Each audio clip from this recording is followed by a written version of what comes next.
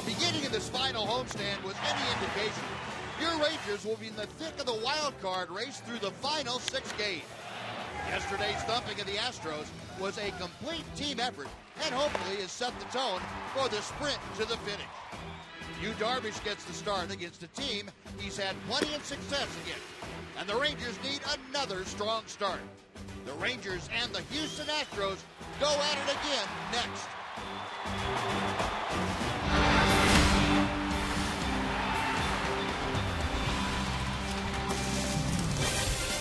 It is another gorgeous night here at Rangers Ballpark in Arlington, a duplicate of last night's game.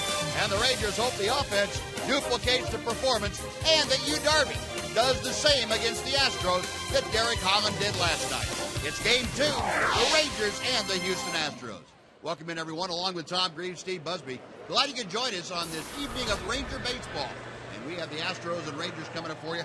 HOU Darvish has been a master over the Astros, and go back to his August 12th start, Tom. He was as good as we have seen him with 15 strikeouts. Yeah, he really was, Buzz. He's done that a couple of times against the Astros. In fact, this year, 12 or 13 times, he struck out double-digit batters.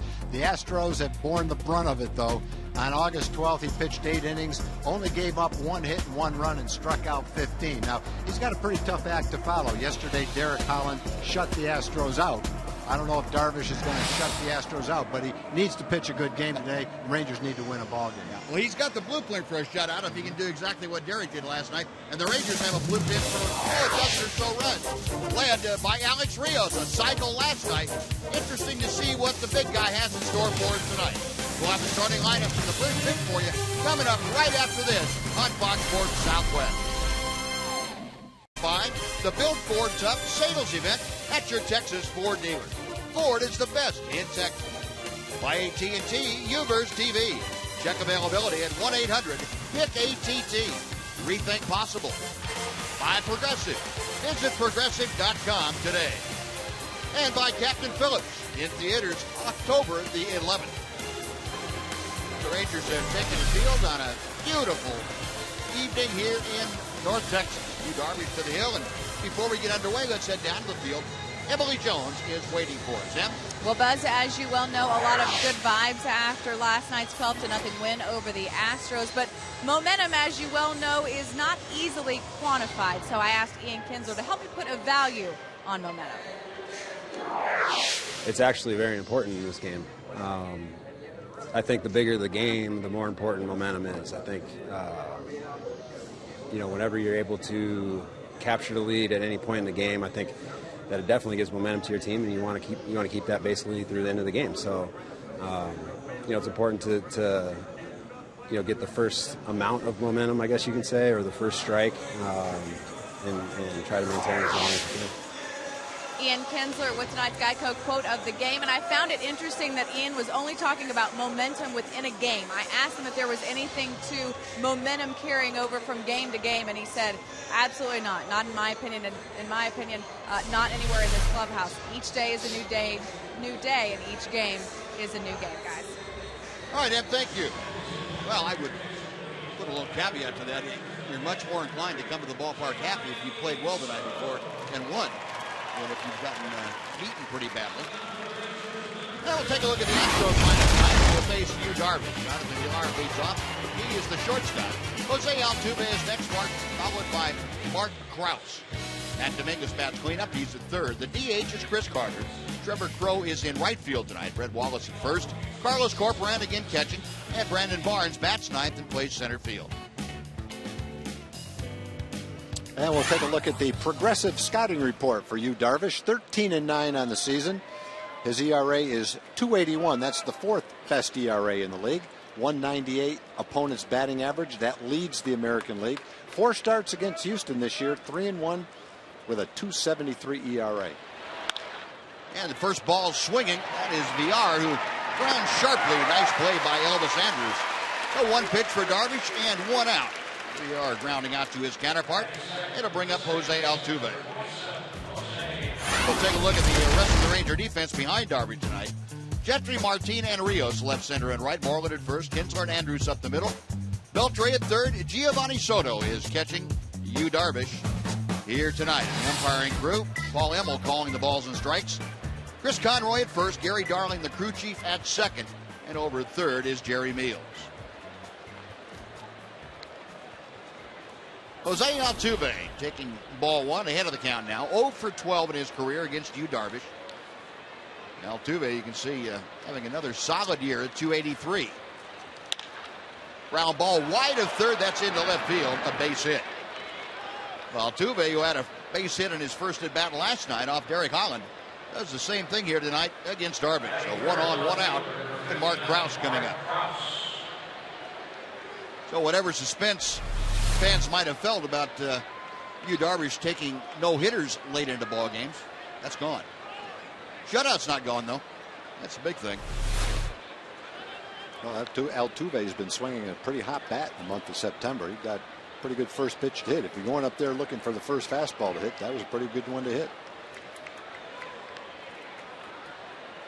Mark Krause, who did not play in last night's game, left-handed hitter, batting .216, 4 home runs and 13 driven in. Altuve, a pretty good base stealer at first, and Darvish is high with ball one.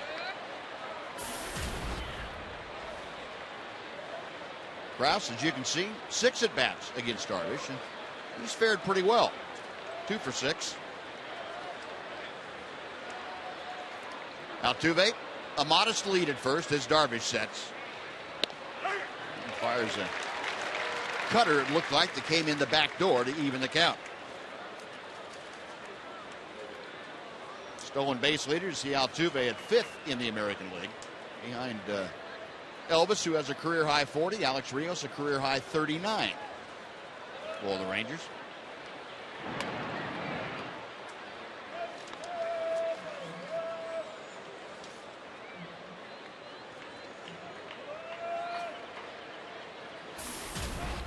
Now Mark Krause waiting. Krause, along with the 2 hits and 6 at bats, has driven in a couple against Yu Darvish. Inside, cutter darting off the corner. 2-1 now.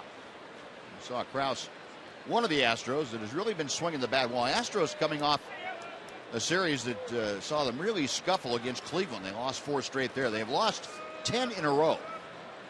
At the Astros, they are 51 and 106. There goes Altuve. The pitch is swung on and foul tip. And as far as Darvish and Soto were concerned, that was a fortunate foul tip because Altuve had second base stolen easily. Yeah, I don't know that Giovanni would have even thrown on that ball.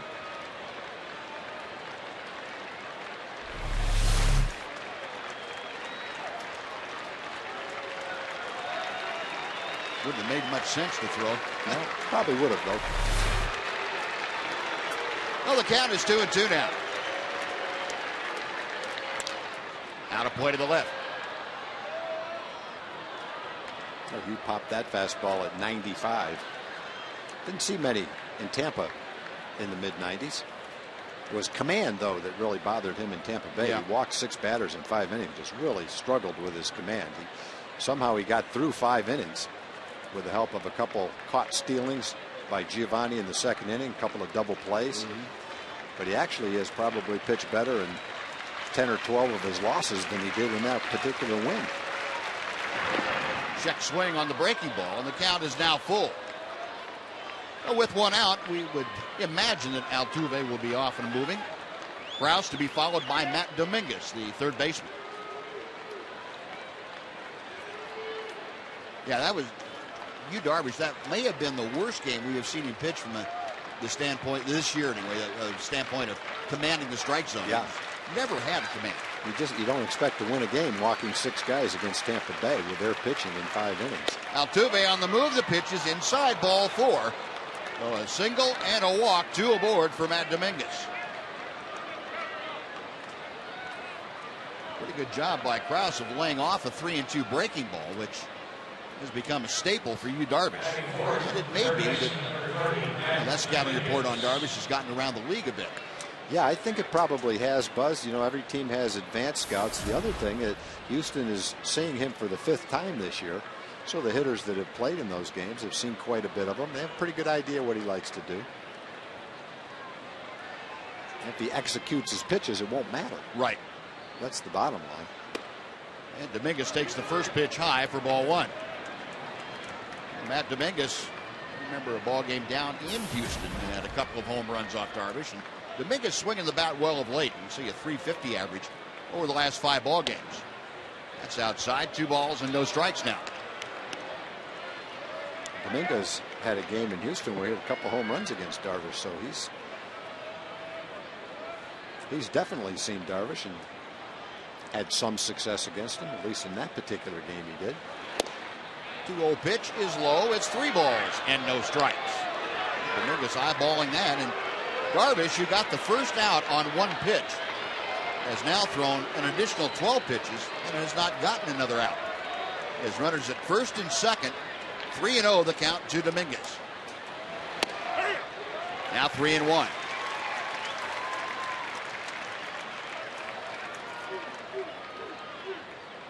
Altuve at second, Krause at first. Altuve with the single, Krause with the walk. Darvish checking them. The 3-1 pitch. Pop foul behind home plate. And that is back right below us in the club limit. Well, the count has gone full to Dominguez. Matt Dominguez hitting in the cleanup spot tonight. He'll be followed by the designated hitter, Chris Carter.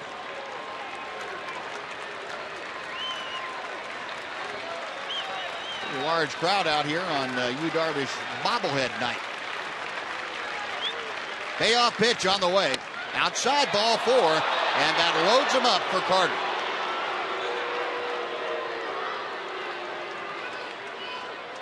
Now, unlike what Derek Holland was able to do last night, Mike Maddox would tell you, Darvish not able to get ahead of the hitters and then make a pitch for the out pitch. Derek Holland last night was extremely good about getting ahead of hitters throughout the ball game. Only had 1 walk in that game. I'm not sure exactly what he ended up with balls and strikes, but it was pretty close to 70% strikes, wasn't it, yesterday? Yeah, it was over 70%. Over 70? Yeah. Yeah, he was pounding the strike zone with all his pitches. Fastball, slider, you name it. Now here's Carter, and the big breaking ball is outside to him. 1 ball, no strikes. Carter at .225. He is the team leader with 29 home runs and 79 driven in. Base is full of Astro teammates here in the first. Towering fly ball down the left field line. Gentry in the corner right at the wall. That ball's coming back to him. He makes the catch. Tagging at third, Altuve. He will score. And the Astros, on a long sacrifice fly, take a 1-0 lead here in the first inning. Carter almost hit that ball about 500 feet. He just got underneath it, skied. It looked like it was going to be a pop-up medium distance in left field and went all the way to the warning track and almost to the wall. So he hit it on the good part of the bat, but fortunately he didn't center it. It'd still be going.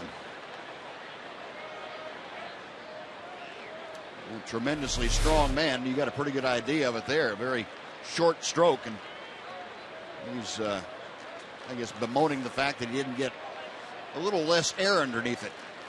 Well, he's finally getting a chance to play on a regular basis. He's on a team that can afford to do that. Prior to this, he'd play for 100 at bats and not get a chance. So he's still got a long way to go to be consistent. He's only hitting .225, but power's there for sure. Yep. If he can build off of this season and improve, who knows? You know, he's driven in his 80th run of the year, and for a team that's second to last in runs scored, that's pretty impressive. Here's Trevor Crowe down on the count 0-1. And he rolls over on 1 out to second base. Kinsler flips it on to first. That'll do it. The Astros, though, get on the board first. They get a run on a hit and leave 2 after a half inning. It's the Astros 1. The Rangers coming up on Fox Sports Southwest. 1-0. Rangers coming about here in the bottom of the first inning. Rangers starting lineup brought to you by Chicken Express. Ian Kinsler leads off. Elvis Andrus is next, then Alex Rios. Adrian Beltre bats cleanup. A.J. Brzezinski is DHing tonight. Giovanni Soto, the catcher, is 6th. Mitch Moreland, Greg Gentry, and Leonis Martin are the bottom 3 in the Ranger order. We'll check the Auto Nation scouting report for Brad Peacock. 5-5. Don't be fooled by the 5.24 ERA. This kid's got good stuff. 3.92 ERA on the road much worse than that at home. ERA over 6 on the road. August 10th against the Rangers, he had a no decision. 6 innings, 3 hits, and 1 earned run. He's got a fastball that we've seen reach the middle 90s, a good curveball. He's a strong kid that they got in a trade that has a pretty good future based on what we've seen anyway. Kinsler takes the pitch down and away. It's 1 ball and 1 strike. Yeah, Peacock came over, part of the trade that sent Jed Lowry to the Oakland A's. Bruce Carter came in that trade, and Astros have benefited from that breaking ball, and that catches the inside corner. 1-2 to Kinsler. Ian at 274, a dozen home runs. He has driven in 67. Coming off a 2-for-4 game last night. Count evens at 2 balls and 2 strikes. 5-game hitting streak coming into play tonight for Ian. Now the 2-2.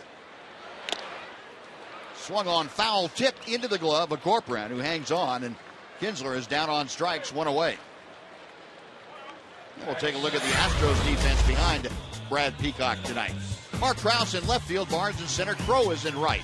Wallace to start at first base, Altuve and VR up the middle. Pat Dominguez at third, Carlos Corcoran again behind the plate. And Brad Peacock is on the hill. Peacock started out the season 4th in the Astros rotation. Got sent to the minor leagues, got recalled, pitched in relief, got sent back to the minor leagues. But after he was recalled in August, he's pitched very well. Since that time, he's 4-2 in 8 starts with an ERA of about 3.5. So again, don't be fooled by the ERA over 5. He's pitching much better than that now. Breaking ball. Elvis tried to check his swing, and it's a strike anyway, 1-1. Good slider.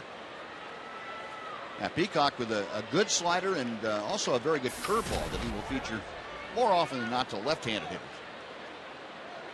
1-1 pitch to Elvis. Now 2-1. Andrus, a 3-hit game last night, and currently batting .273. That's his highest average since way back in the early part of May. Now 2-2. Elvis kind of shaking his head. I don't know if it was at the call or with his thinking. That pitch pretty much in the middle of the plate. I think he was maybe disappointed that he wasn't ready to swing at it. Now the 2-2. Oh, tapper right back to Peacock. Lob on to first. Andrus retired. There are 2 gone on a strikeout and a tapper back to the box. Elvis saw the pretty good slider, and the last pitch was a really good curveball. So he combines both pitches, slider and a curveball. Peacock, a 25-year-old. And, Tom told you he's been up and down, but since the last time when he came up in early August, he has been a mainstay in this Astros rotation. Well, here's the cycle man. Last night, 4 at-bats for Alex Rios. He had a double, an infield single, a home run, and a triple. 7th time in Ranger history that they've had a player hit for the cycle, and Alex Rios, the latest to join him. Here is that list. Odubie McDowell was the first Ranger to do that back in 1985. Mark Teixeira, Gary Matthews Jr., Ian Kinsler. Who could forget Benji Molina in Boston? And of course, last year it was Adrian Beltre right here in Rangers ballpark in Arlington. This year, Alex Rios. Yeah, for me, Benji Molina will have the all-time cycle. I'll remember most of them, but I'll never forget that one. Going outside, 2-2 now to Rios.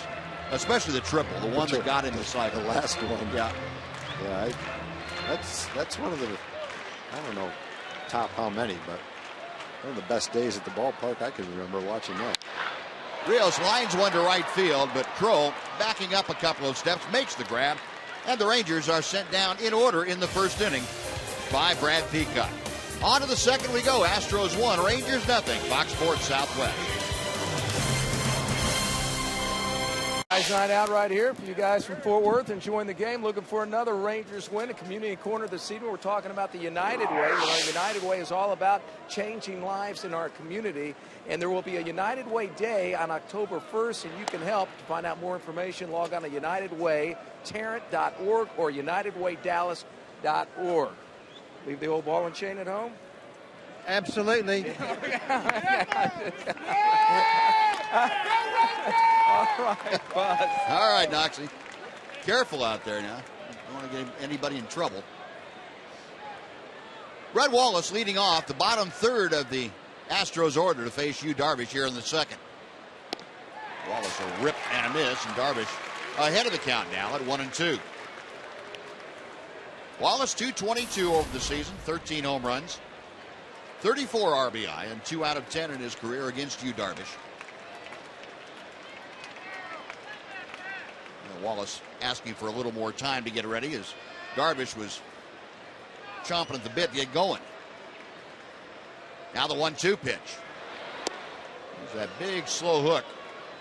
And it's 2 balls and 2 strikes. Darvish gave up a run on a hit and a couple of walks in the first inning. The right-hander is ready, and the 2-2. Got him swinging. Wallace with the strikeout. Darvish racks up his first punch out of the night. And for Wallace, that's the 7th time he has struck out in 11 at-bats against HOU Darvish. Yeah, it's probably happened in all different ways. That was a hard breaking ball that Wallace couldn't lay off of, obviously down out of the strike zone. But a lot of the swings and misses that HOU gets for strikeouts are breaking balls that are out of the strike zone. They're hard to lay off of. So here's Carlos Corcoran, the switch hitting catcher. Showed you that shot of him getting the only hit against HOU Darvish. Last time they hooked it up down in Minute Maid Park back on the 12th of August. Corcoran, the only hit in that ballgame. It came with 1 out in the 8th inning.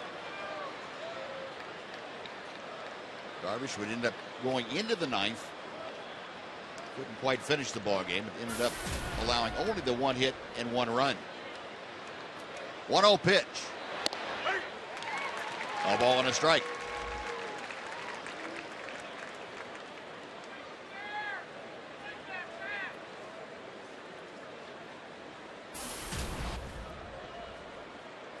Corcoran against the Rangers in his career, a .238 batter. A little tardy with that swing, and it's 1-2. A little different when you get the fastball after a couple of breaking balls. If he saw that on the first pitch, he might have been ready for it, just like he was in Houston when he hit the home run. More of a fastball count, you're a little bit more ready for it. But after the breaking balls, it's an entirely different approach to that fastball. Now Darvish back to the 1-2. He misses outside. 2 balls and 2 strikes.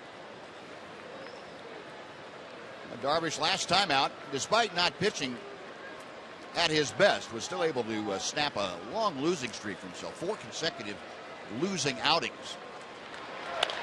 And Corcoran fouls away to the left. We'll try it again at 2-2.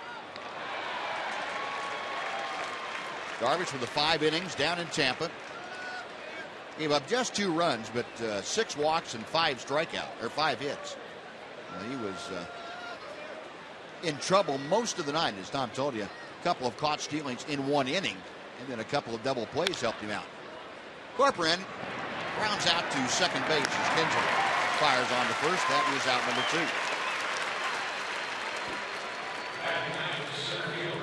2. So 2 up, 2 away, and here's the number 9 man, Brandon Barnes.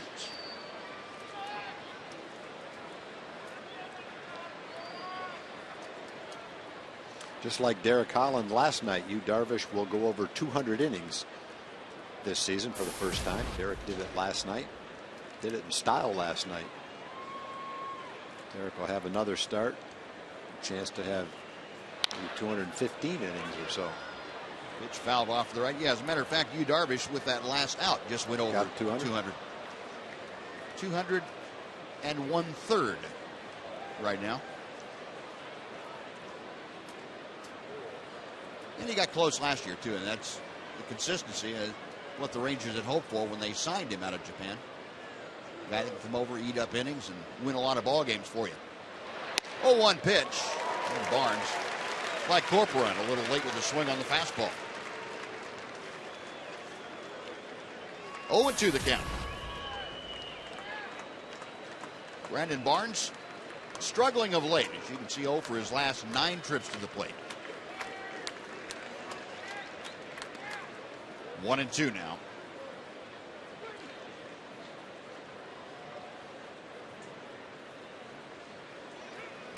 But this little slowdown is only that for Barnes. He's still at 298 in his last 20 games. Got him swinging. Well, Darvish gets a couple of strikeouts, his first 2 of the night.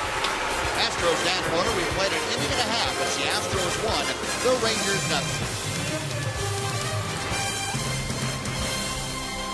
Middle third of the Ranger order. Adrian Beltre, A.J. Przinsky, and Giovanni Soto to face Brad Peacock. And Beltre slams the first pitch to center, but that is right at Brandon Barnes, out number 1. Well, Beltre going up there looking for a pitch to drive, and he did, but didn't get it quite enough airborne to get it out of here. Now A.J. Przinsky will face Peacock. A.J. 275, 17 home runs, and 66 driven in. First pitch to him is a knee-high strike.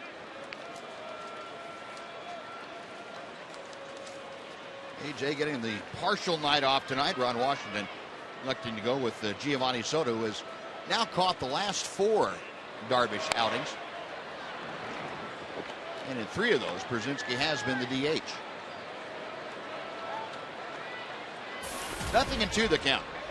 Przinsky has swung the bat well against the Astros this year. You can see in 12 games he's had 3 home runs. He's hit .340. Check swing. The appeal down to third. No swing. And this is Jerry Meals. A ball and 2 strikes. A.J. scored a couple of times last night. Went 2 for 5. A single and a double. Rangers pounded out 14 hits and plated 12 runs last night in the whitewashing of the Astros. This one pulled on 2 hops out to Altuve, the second baseman. Throws out Przinsky. So 2 up, 2 gone. Now Giovanni Soto. Well, tonight's AT&T Twitter poll. I'd like to ask you now, as a fan, which potential free agent would you like to see re-sign with the Rangers? Now, this is as a fan. We'll send these opinions along to John Daniels. So in the offseason, you'll know which way to go. Nelson Cruz, hashtag FS Cruz. We'll get back to the other guys in just a second as Soto takes a strike. Matt Garza, hashtag FS Garza. Nathan or Przinsky. Go to Twitter and the appropriate hashtag FS and their last name, and we will tabulate the results, get back to you later on in the game. 1-1 the count to Soto. There's that big curveball that drops in. It's 1-2. That even forced Giovanni to say, yeah, nice pitch.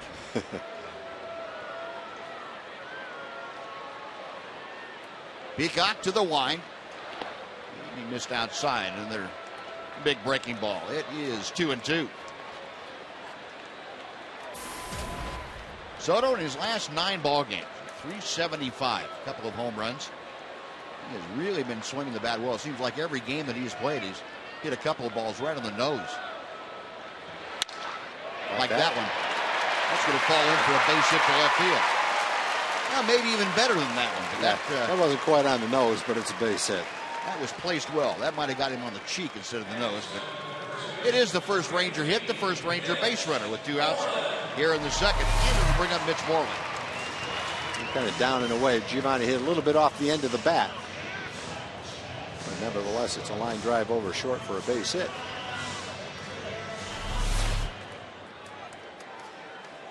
Like they always say, when you can hit, you can hit. Balls are going to fall in for you. Hit him like that. Now here's Moreland. Mitch at 234. And he takes the pitch a little bit wide for ball 1. Mitch last night, 1 out of 2. See the numbers, the career highs in both home runs at 23 and RBI at 59. Had a sacrifice fly last night to drive in his 59th. Soto at first with 2 outs. Pulled hard but foul outside first, and it evens the count at 1-1.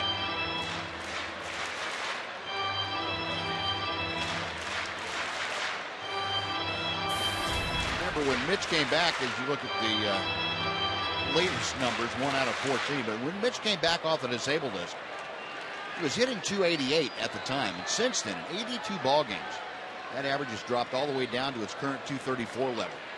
And as a result of Mitch hitting just 185, pitch fouled away, is now down in the count, a ball and 2 strikes.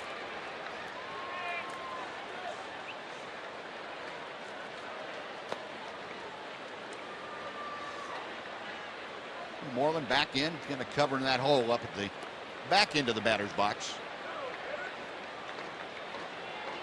Peacock not straying far from the pitching rubbers. He takes the sign from Corporate.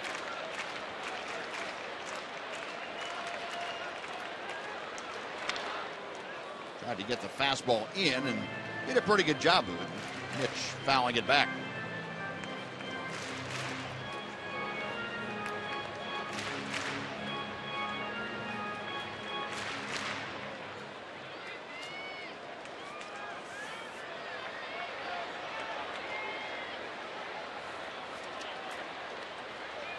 Peacock a check at first. Another 1-2 pitch. Call strike 3. A knee-high inside corner. A good fastball. And caught looking. Mitch Moreland is gone. So are the Rangers. No runs a hit. They strand 1. We're going to the 3rd. Astros 1. Rangers nothing. Yu Darvish. Astros on top 1-0. Joining us, as always, on the Tuesday home games here, Nolan Ryan, Ranger CEO. Nolan, thanks again for taking the time to be with us. You know, I guess in spring training, if somebody had said, okay, the last week of the season, you're finishing up at home, you've got a chance to be the wild card in the American League, you wouldn't have turned that down at that point, would you? No. If you have a shot like that, you say, I'll take that, because you know it's a long season, anything can happen. So, you know, if you're in that position, you're glad to be there. Now, obviously, getting there like we have, we don't feel as good about it as we would in spring training, obviously. Very nice play by Adrian Beltre. No, you're right. And, you know, I think also the bar around here has been set a little bit higher than what we were accustomed to several years ago. Well, I think you're right. You know, I think we all have high expectations. And coming out of spring training, we felt really good about our ball club. So you just don't know how the season's going to play out. You know, some people are going to have career years and other people are going to have subpar years. And you're going to have injuries. And so it's a long year and a lot of factors come into play. So you really don't know. So when you're in a position like we are, you have to feel like that, hey, there's a lot of clubs that love to trade positions with you. And so you have to try to make the best of it. Well, after a great August, Nolan, what surprised you or what disappointed you in September? The Rangers weren't able to follow it up with a good month. Well, I really think it came down to the fact that we just couldn't get a big hit when we needed to, and I think that was the thing that probably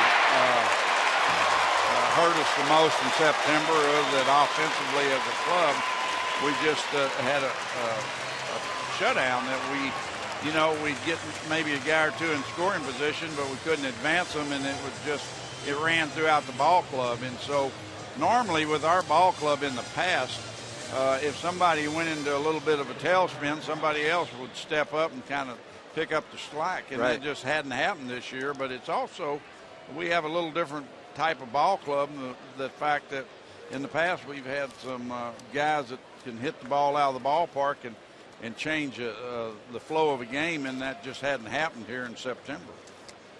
Yeah, while you were talking there too, Nolan, Adrian Beltre, a couple of great plays, and here's a guy right in the middle of the order that has been trying to carry the ball club, and maybe that was asking too much of himself by Adrian. It looks like he's trying to settle back down and get something done the last week of the season.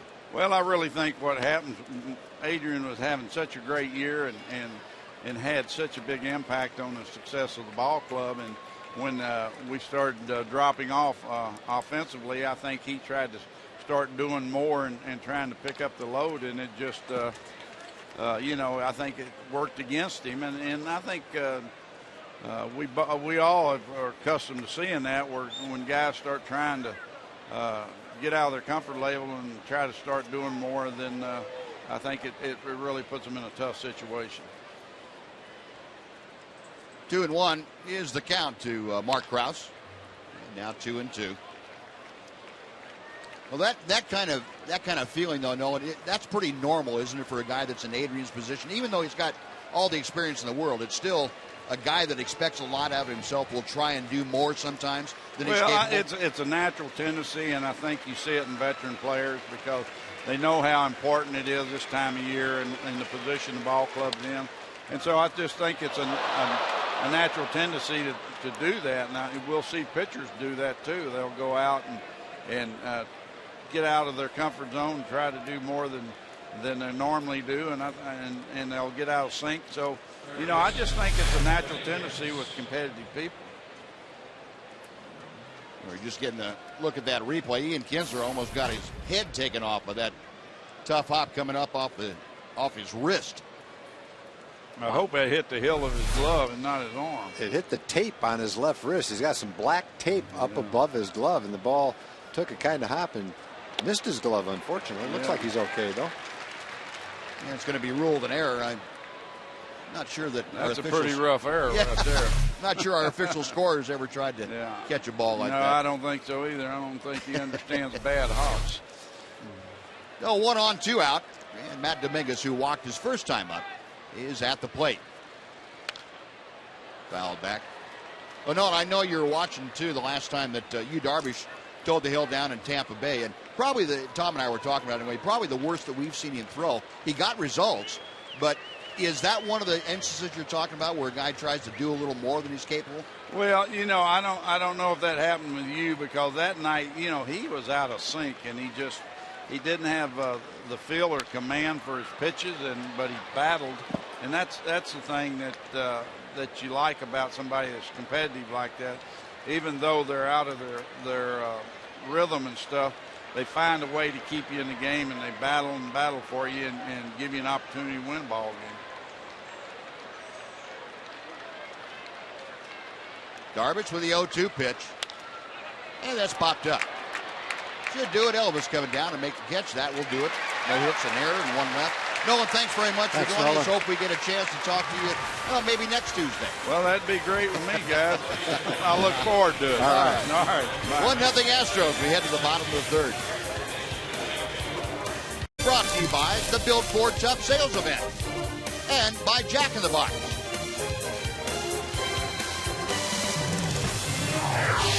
Greg Gentry stepping in to start the bottom of the third against Brad Peacock.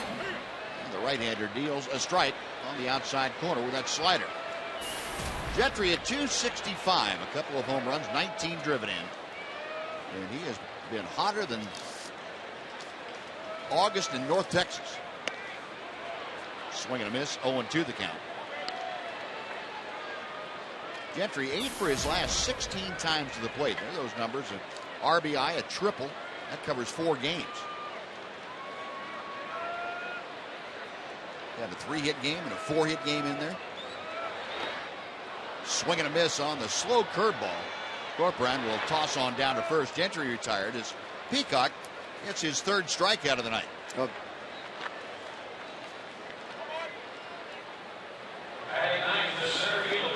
As Leonis Martinez steps up, let's take time for a Mazda game break. Here's Dana Larson.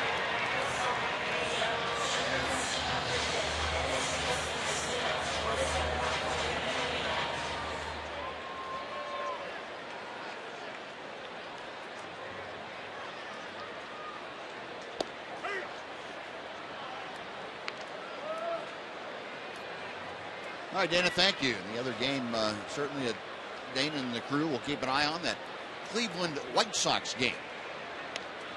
Leonis Martin takes high. It's 1 ball and 1 strike. Martin at 259, 8 home runs, 44 driven in, had 3 RBI last night, a bases loaded double. Fouls that pitch out of play, and the count moves to 1-2. A couple of shout outs today, Buzz. Charles Richard Smith from Richardson, Texas is 93 years old. And Betty and Wayne McMinn from Duncanville are celebrating their 58th wedding anniversary. Congratulations. It's fouled away, still a ball and 2 strikes. Martin 1 for 4 last night. Double his only hit. Falling off a bit of late, just 3 for his last 19. And batting average has dropped 5 or 6 points lately. High chopper charged by Dominguez. Fields, no throw as he couldn't find the handle.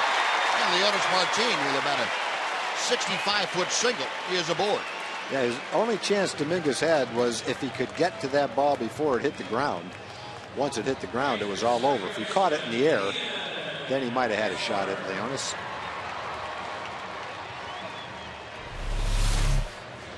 And he chops it right off home plate. Pitcher can't get it, and once it hit like that, no chance to get the fast runner. So Martin, third on the ball club in stolen bases at first with 1 out. Top of the order now for the second time through. It's Ian Kinsler. Kinsler struck out in the first. Martin, a pretty good lead. Peacock's pitch hit hard but pulled foul outside third. It is no balls and a strike.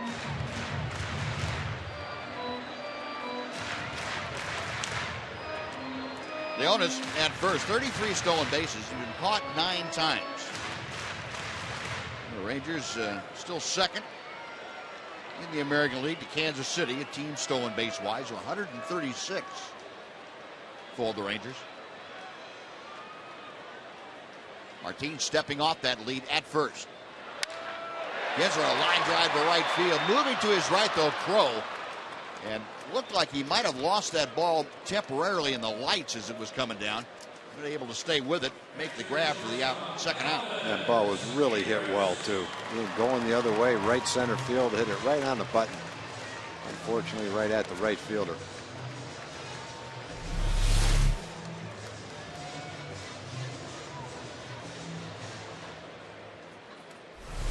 No, 2 outs with Martin still at first. Here's Elvis Andrus, who tapped back to the pitcher in the first inning. Elvis at 273 with the average.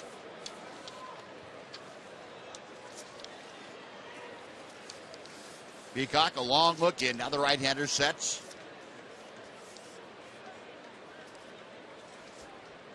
And he will back off the back of the pitching rubber. Elvis, in his last 24 games, has hit .357. He has been the team top RBI man and one of the top home run men in this month of September. That's got to be his best RBI month. He's third in the American League with 17 of them in this month. That's something. Yeah, he's been driving the ball. He's getting big hits with men on. He's also hit the ball out of the ballpark a couple of times with men on base. Yep. 5 for his last 9 trips to the plate. Martin trying to get a jump at first, see if he can swipe second. And the pitch is low. It's 1 ball and 1 strike.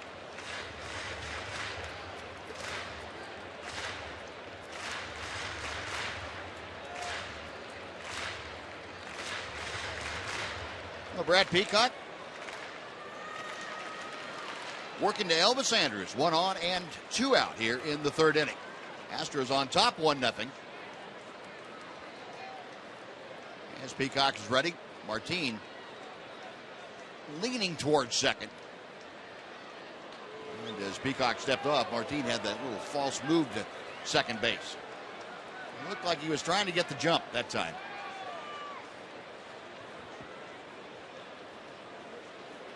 Although, Tom, you mentioned it last night. When we saw the Astros last down in Minute Maid Park, they were throwing out everybody. They were throwing well. Corcoran's got a good arm. Made a good throw last night. There goes Martin. The pitch is a strike. The throw to second is late, as Corcoran couldn't get a good grip on the ball.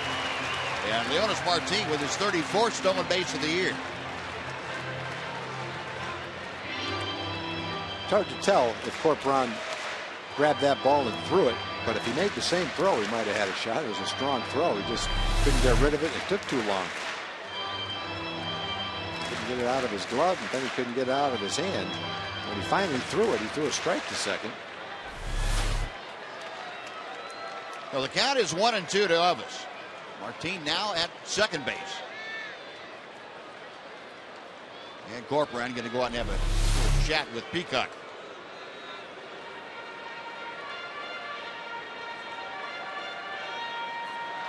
Be careful. You take your foot off the bag. Altuve is ready to tag you.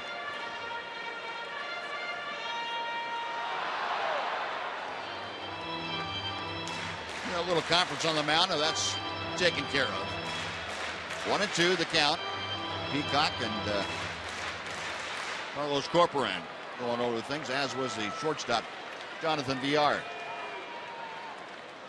Now the right-hander comes set. A check of second. In the dirt. Nice block by Corcoran. And the count is even.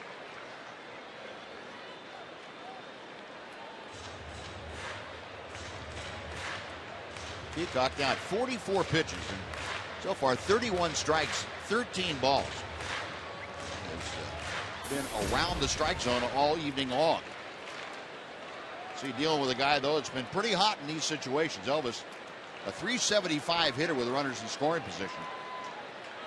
Of late, he has Martin out there at second. Got him swinging. Good sharp breaking ball, and Peacock gets his 4th strikeout of the night. Rangers leave Martin at second after a hit and a stolen base. On to the 4th, 1-0 Houston. Neil McCoy lives in Longview, Texas, grew up in Jacksonville, Texas, big Ranger fan, and you released Pride today, a tribute to Charlie Pride. Neil, how did all this come about? He's actually the guy that helped me get my start in 1981. I won a contest up in Dallas, Texas, and I met Charlie, and he took me on the road with him about 6 years through the 80s and let me open the shows. And I just thought it was time. I did some research. I was looking to cut a project, did research, found out no one had ever done a tribute album to Charlie Pride, and I thought, who better than me? Shoot. That's going to be a great album. That's a great album. Let's go out and get that. Also, you have a big benefit going on in Longview, Texas this week? I do. Thanks a lot for mentioning it. Yeah, it's called the East Texas Angel Network, a foundation my wife and I started 19 years ago to help children with life-threatening illnesses. And we have a golf tournament, a concert on Saturday night, and it's a big deal. All of East Texas has been great to us for a lot of years. Well, you're like every Ranger fan right now. Your scoreboard watching right there in left field, and you're watching this, looking for a Ranger run. Yeah, we need a Ranger run, and we need a White Sox run. Yeah, we do. And we need some Yankee runs, too. All right, there we go. Thank you, Neil. Good seeing you, Buzz. All right, Jim, thank you. Well, Chris Carter leading things off for the Astros here in the 4th inning. Darvish has the advantage at 1 ball and 2 strikes, and he fires strike 3 to the outside corner. That's just not fair. He threw him 3 straight sliders. 2 of them caught the outside corner. And so after you've seen several pitches in the 80s, all of a sudden one in the 90s, and can't quite pull the trigger on it.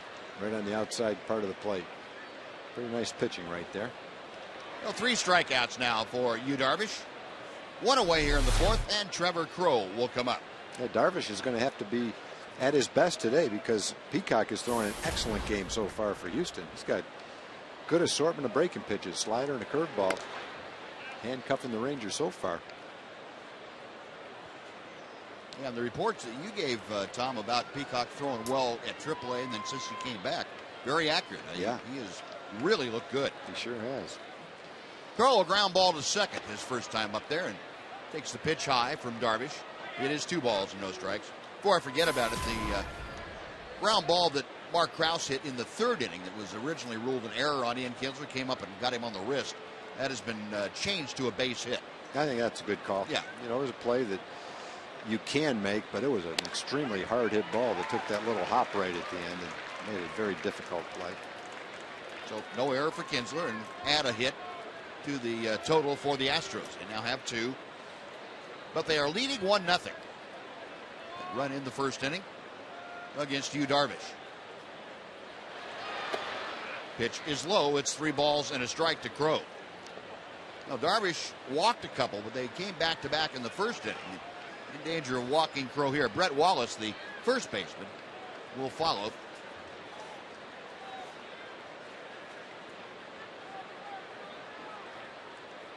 Crow, the switch hitter, batting from the left side against the righty Darvish. And ball 4 is high and away. The third walk in 4 innings for Darvish. 1 on, 1 out, and Brett Wallace, who struck out leading off the second, will step in.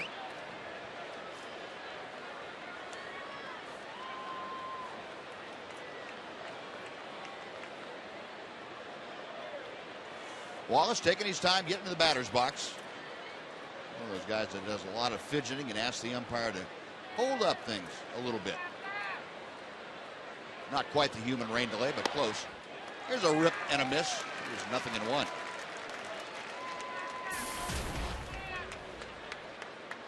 Wallace at 221. 13 home runs, 34 driven in. Wallace is coming up to the plate, Buzz wondering to himself, when am I going to get a good pitch to hit? Yep. He's swinging, but not many of them are good pitches. Yeah, he laid off it. That's the exact same one he just swung and missed at, so he learned from the first one anyway. Wallace has had a hard time figuring Darvish out. See, against the Rangers this year, he was hitting 111 with 23 strikeouts. And against Darvish, he has 7 strikeouts in 11 trips to the plate. Inside, it's 2-1.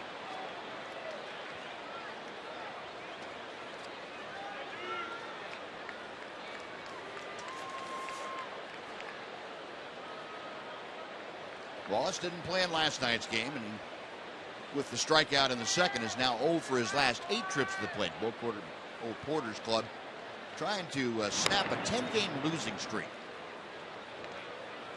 This is their last road trip of the year. Matter of fact, this is their last road series of the year. They will head back to Minute Maid Park, finish things up against the Yankees over the weekend. 2 balls, 1 strike as Darvish sets. There goes the runner from first, and the pitch is chopped foul. A hit and run on. Wallace not able to put it in play, so Crow back to first. And the count evens at 2 balls, 2 strikes.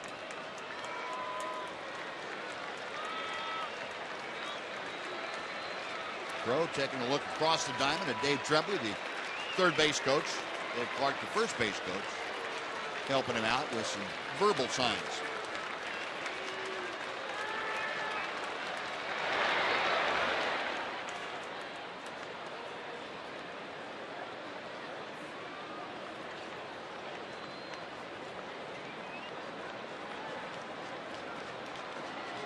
Wallace again taking a while to get back and ready.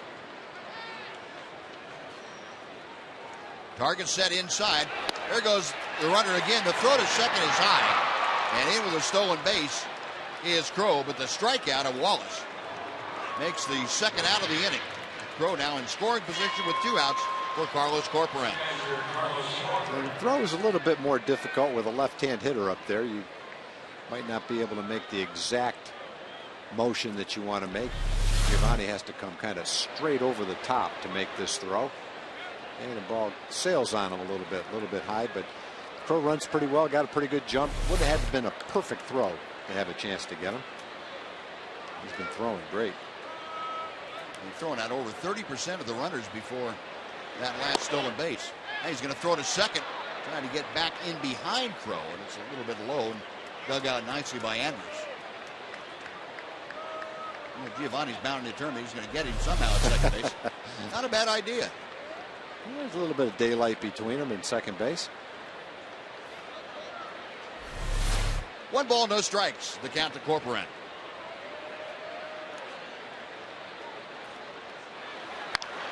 Oh, man. That's Just an Ian foul. Kinsler foul ball right there. Just a little bit foul. Well, there's one of those cases, Tom, where you're talking about looking for a fastball and getting the head of the bat out. He got the head of the bat out. He sure did. He's not going to be late on this one. That's hooking it about as well as you can hook one right there. In the dirt. Oh, Soto does a great job of blocking it. Crow stays at second base. 2-1 the count to Corcoran. Astros leading 1-0 here in the fourth inning. Hits are even at 2 tonight. HOU Darvish, along with the 2 base hits, has walked 3 this evening. It has been part of the difference in the ballgame. Sacrifice fly by Chris Carter in the first, the only score of the game. Now the 2-1 pitch. 2-2.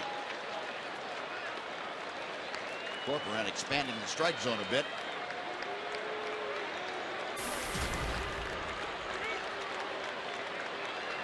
Corcoran 1 for 2 in last night's game.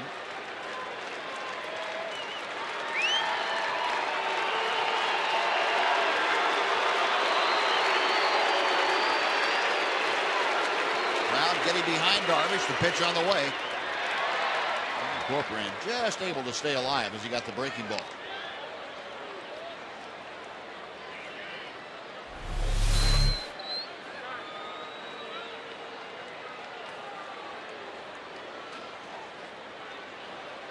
Off the very end of the bat. Now, Giovanni Soto out to talk to Darvish to see what he wants to do.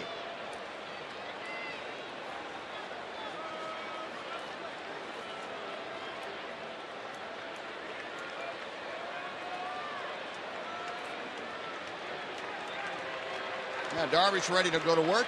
Soto back down behind home plate, flashing the signs out. The 2-2 pitch is coming from Darvish. Called strike 3. Nailed down the inside corner. And Corcoran left standing at home plate like a statue.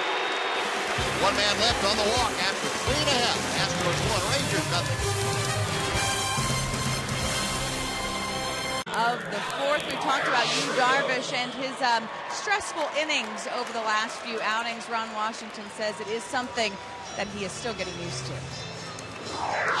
I think the stress is a little more here in the United States than it was in Japan because, he was a superstar over there. He's still trying to build that resume here. So sometimes when things don't go right, as I always say, this guy got a ton of pitches, but in Tampa, nothing he tried worked, so he had to grind. And I don't expect that tonight. He's always been able, when 1 pitch isn't working or 2 pitches isn't working, he can go to something else. And tonight will be no different. I just hope that he finds his rhythm. And guys, Wash reiterating basically what y'all said, that in that win probably didn't have the stuff that he had in some of the losses that he suffered throughout the course of this season. We're seeing some grinding here tonight as well. All right, Em, thank you. Yeah, he's got a little more to work with, I think, tonight, but he can't swing the bats for the guys. He's locked in a low-scoring game once again. Alex Rios starting off the Ranger fourth inning. Rios, Beltre, and Brzezinski. And Alex gets fisted, a little fly ball to right field. Coming on is Crow. Time to get there as the ball hung up for him. That is out number 1. Yeah, one thing that kind of worries you about the score of this game is that Darvish has already lost 4 1-0 games this year, and that's the score right now. So somewhere along the line, Rangers are going to have to score. Eliminate that possibility. In 2 of those games that he lost 1-0, he struck out 10. A guy working on his water right there. Got to stay hydrated. Yeah, Beltre takes a strike. Adrian lined to center field his first time up. There's a young lady who very casual dress tonight, coming out to the ballpark. 1 ball and 1 strike. Beltre, as you can see, now at .316 for the year. The 1-1 is in the dirt. 2 balls and a strike.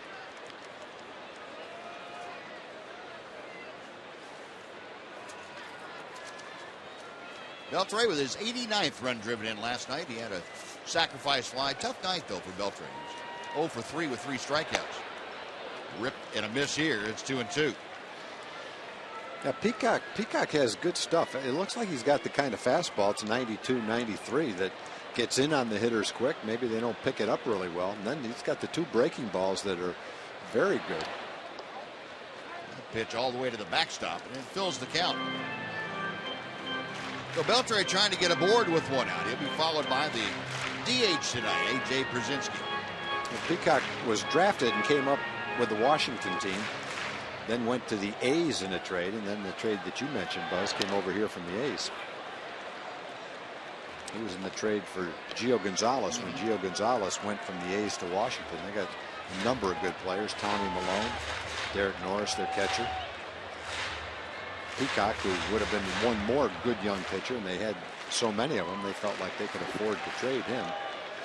And Jed Lowry's been their shortstop and hit in the middle of their lineup all year, so that was a good trade for everybody. And the pitch low and away. Beltre takes the walk. He is aboard with one out. Brzezinski coming up. Well, fans, you can connect with the Rangers on the web without even leaving your online neighborhood. Get exclusive Ranger content and breaking news by following Texas Rangers on Facebook, Twitter, and Google+. Be the first to get updates and show your Rangers pride by liking us and following us today. The first walk of the night issued by Brad Peacock. 1 on, 1 out. A.J. Brzezinski, a ground ball to second, his first time up. Rip and a miss. He got the big curveball. Strike one.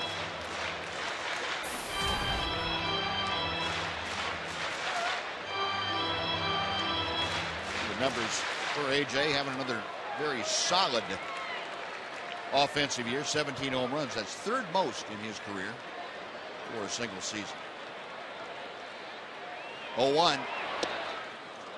And 0-2. It's a good curveball, boy. Throws it hard and breaks sharply straight down.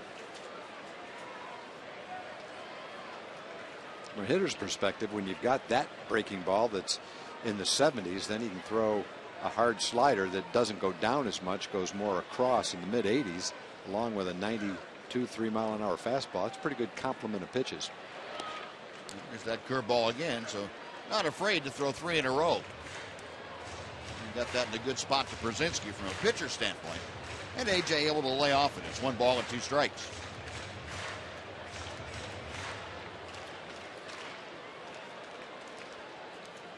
A.J. has 1 hit in his career against Brad Peacock, and that was a home run. Slowly hit out towards second. No double play possibility, so Altuve fires on to first. Brzezinski retired into scoring position as Adrian Beltre now with 2 outs. And Giovanni Soto will come up.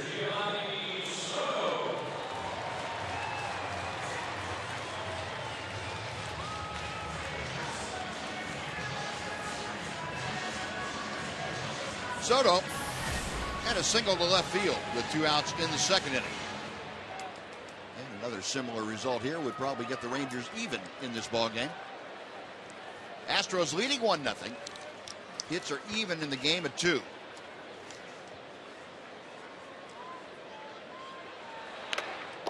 Had a good hack at that high fastball and fouled it off the mask of Carlos Corporan.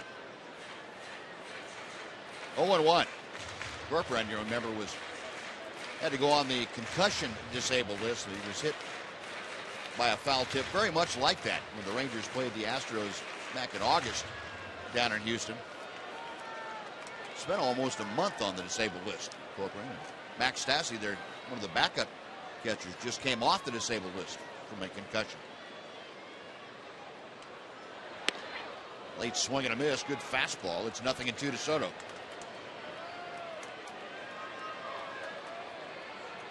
I've had a lot of catchers tell me that I gave him a headache, but not in the same context, I don't think.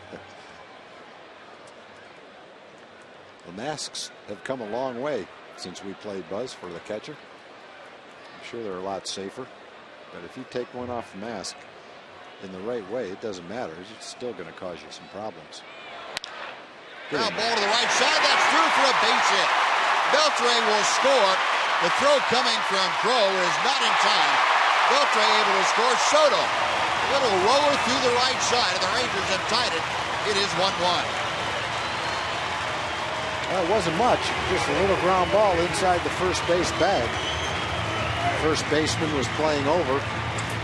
Brett Wallace towards second. So a pretty big hole between him and first base. And Giovanni was able to roll it right by the fielder and right by the bag. Hit it off the end of the bat. Turns out to be a big hit, though. Scores the Rangers' first run. Won't be a 1-0 game against Yu Darvish today. Sometimes all the statistical analysis and the resulting shifts don't pay off. And that was the case where the overshift to the left really hurt the Astros. Good pitch, well located, at least where they wanted it to, and Soto foiled the whole thing. Oh, a 1-1 ball game now. The Rangers have come back, and Mitch Moreland will try to untie it. Soto, by the way, driving his 20th run of the year. Moreland called out on strikes his first time up. Takes ball one, a bit low.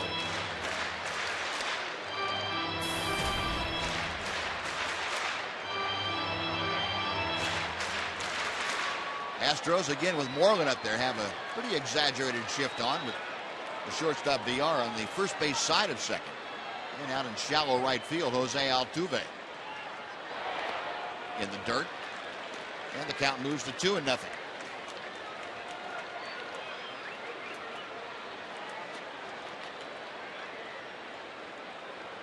Elvis Andrus talking to Adrian Beltre, and Beltre trying to explain things to Elvis, and this is the way it's supposed to be. Elvis is not going to win that argument. No, I don't care who's right or wrong, but he's not going to win. Now 3-0 to Mitch. So Peacock extremely careful to Moreland, has fallen behind. 3 balls and no strikes. Mitch trying to get aboard and join Giovanni Soto on base for Craig Gentry.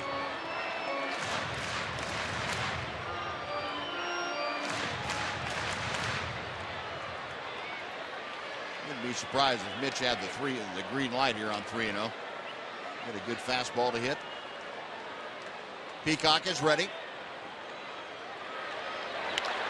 He had the green light, fouled back a fastball. 3-1.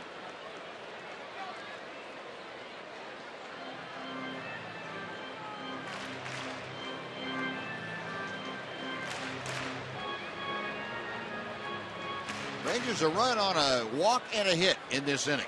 They have tied the game at 1. Peacock set. And a ground ball slowly hit out to second. Altuve has to charge from shallow right field, throws out Moreland, and that'll do it. But the Rangers get even. They get a run on a hit and lead 1. On to the 5th we go. Rangers 1, Astros 1. Right here on Fox Sports Southwest for Chevy Hometown Kids. It's not about the score, it's about the experience. A lot of kids in attendance out here tonight, and as we go to the 5th inning, and joining us as always on our Fox Sports Southwest game, Mark McLemore, co-host of Rangers Live before and after Ranger ball games. Mac, a little different ball game tonight than what we saw in last night's ball game. A lot different. A lot different. I think by now it was probably 6 or 7 to nothing. Yeah, I think so. A little different pitching tonight, too. See a little bit different pitcher. Jarvis goes to work, fires a strike to Brandon Barnes, starting things off. Now, nice to see you, Darvish, settle down after what could have been a very rocky first inning had he not gotten the final couple of outs. Yeah, that was a nice piece of pitching. I mean, he worked himself into some trouble, but being able to work out of it, as you know, is key. So he didn't let the wheels fall off, and he very could have easily done that, especially if the big fella Carter had gotten a hold of one. He almost did. Almost. He got a hold of it. It just went straight up in the air. That thing almost went up in the upper deck, it looked like. 0-2 to Barnes. Now a ball and 2 strikes. Now Darvish appears to have been able to make the adjustments tonight that he wasn't able to make down in Tampa for whatever reason. And that's what it's about. You guys know, making the adjustments. You've got to make adjustments. If something's not working for you, you've got to try something else. That's what Brandon Barnes is thinking to himself right now. I got to try something else. Just watching stuff isn't working. The last 4 outs have been strikeouts. He dropped the breaking ball about belt high, right down the middle of the plate, but it still fooled him. That's 3 straight punch outs and 6 in the game for HOU Darvish. 1 out, back to the top of the order now. For the 3rd time, it'll be Jonathan VR, the shortstop, to face Darvish.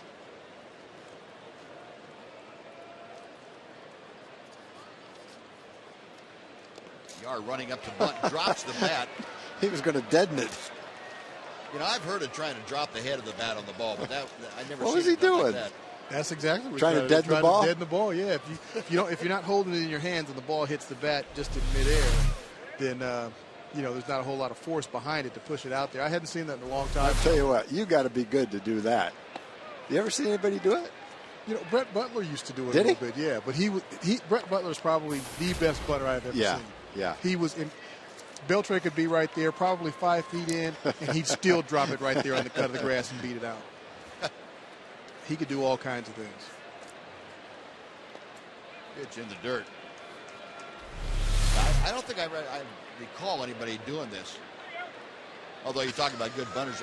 Rod Carew, when Tom and I were playing, was as good as I ever saw. Yeah. He could bunt the ball off the end of the bat and deaden it that way. Yes. That's a little tough to do. Rod taught Gary and I a bunch of tricks. Did he? Bunting, yeah.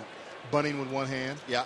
Hold the bat all the way up at the barrel, and you just have maybe 2 or 3 inches of barrel left, and we'd stand there in the cage and just bunt with one hand and drop it and guide it. That was a Rod Carew drill. Incredible. Yeah, he did some things I don't think he could teach anybody else to do. He tried to teach me. And as we can tell, it didn't work. Well, sometimes what those star players could do themselves, you could teach it to the rest of us, but didn't mean we were going to be able to do it. That's mere mortals, yes. Another great breaking ball down and in. He's got the strikeout pitch working for him now, Buzz. That is 4 straight, 7 tonight. And that's the last 5 outs have been via the strikeout. He mixed in a walk in there just to break up the monotony. Here's Jose Altuve. Very rare Altuve gets to 2 strikes, so he's swinging before that. Altuve tonight a single and a run scored in the first. The only run thus far for the Astros. That kind of got him down toward the fist a little bit. He was expecting that one to break a little bit, I think. Yeah.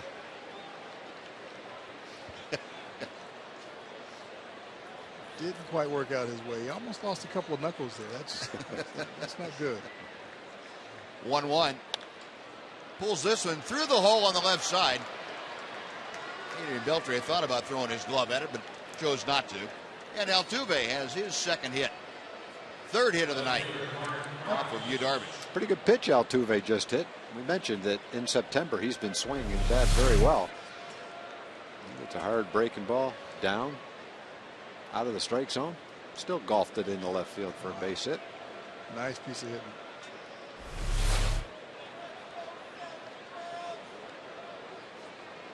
Altuve at first. Remember back in the first inning, he tried a couple of times to swipe second base, but foul balls made him go back. Well, we'll see if he tries to read Darvish again here with 2 outs in the 5th. And Darvish just sent him a little calling card in case the larceny was on his mind. Mark Krause, a walk and an infield single. That single was the hard hit ground ball that took a bad hop off of Ian Kinsler's left wrist last time up. And the first pitch is low for ball 1.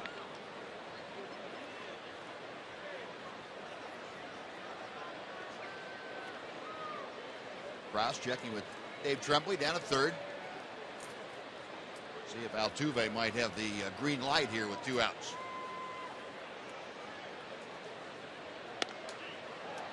High and tight, and it's 2-0.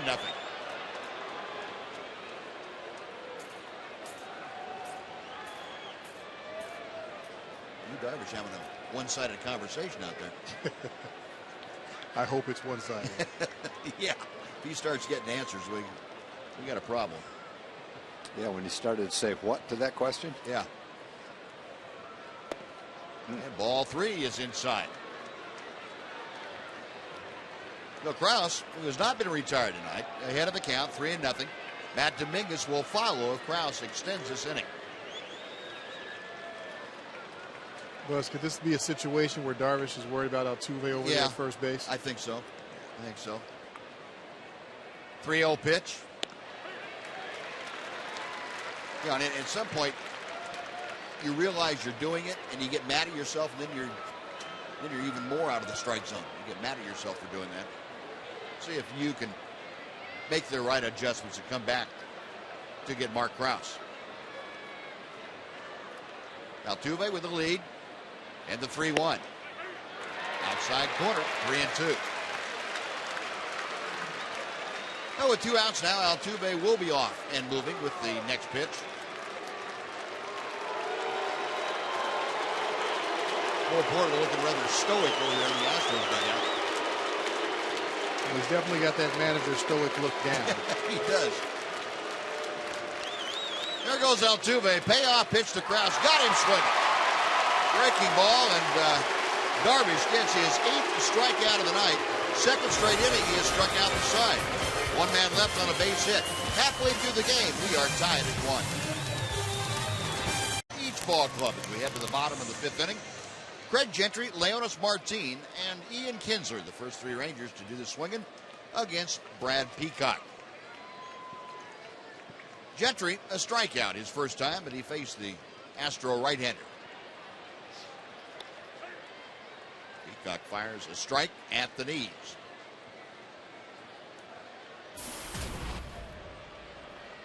Gentry at .263 with the average.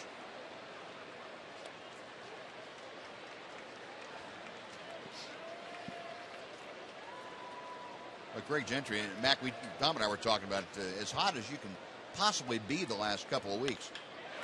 And he continues that way. You mean like that? Yeah, like that. Kind of like that. So the Rangers have the guy on base that they would like to have over there. Gentry with a lot of speed and nobody out here in the 5th inning. First time either team has had the leadoff hitter on so far in this game.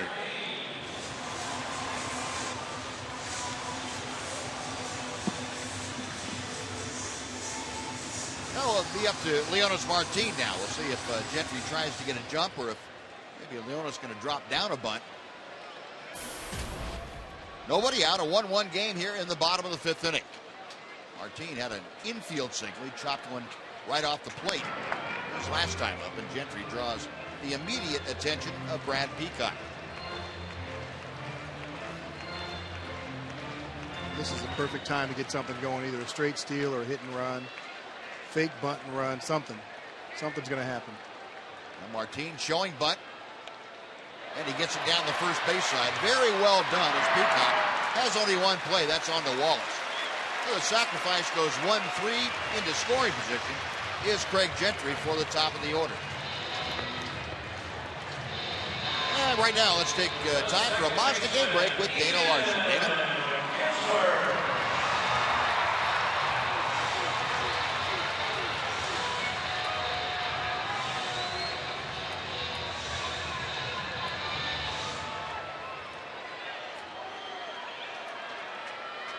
All right, Dana, thank you. We will keep you updated to that score and the Yankees-Tampa Bay score. Last check, the Rays with a 5-0 lead against the Yankees. Here's Kinsler, who is 0 for 2 and a bluff at second base with Altuve breaking in behind Gentry with no throw.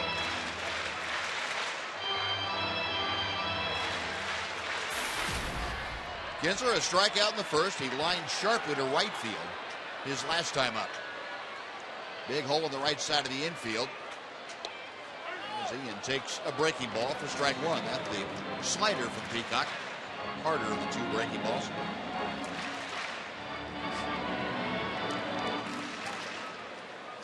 Ian at .273, and he has had one of the top averages almost all year long for the Rangers with runners in scoring position.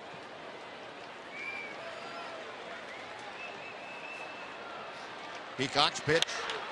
Base hit to left field. Gentry being waved around third. Up with the ball is Krause. The throw to the plate is cut off.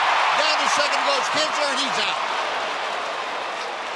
Well, they executed the cutoff and the throw to second perfectly, but the Rangers score a run as Kinsler comes through again. It's now 2-1 Texas. Aggressive call by Gary at third base, waving them all the way. Hard hit ball by Kinsler. He tried to sneak into second, but they pulled off a nice relay play and a good throw to second to get him. But the Rangers do take the lead on that hard hit ball. Sacrifice bunt got him into scoring position. Normally you don't see a guy try to score on this. You have the third base coach hold him up because, number one, he had to wait to make sure the ball got through the infield, and it was hit very hard. So one of the fastest guys in the league, Gentry was able to come around and score anyway. Well, the Rangers, with single runs in each of the last 2 innings, have taken a 2-1 lead. Now here's Elvis with the bases empty. 0 for 2 for Andrews tonight. 1 ball and 1 strike. Look at him. Gary's giving it to him all the way, and Gentry's not stopping, not pausing. He knows I'm going. I'm scoring on this. That man can run. He can go. Wow. I don't think Gary could have stopped him. I think he was going anyway.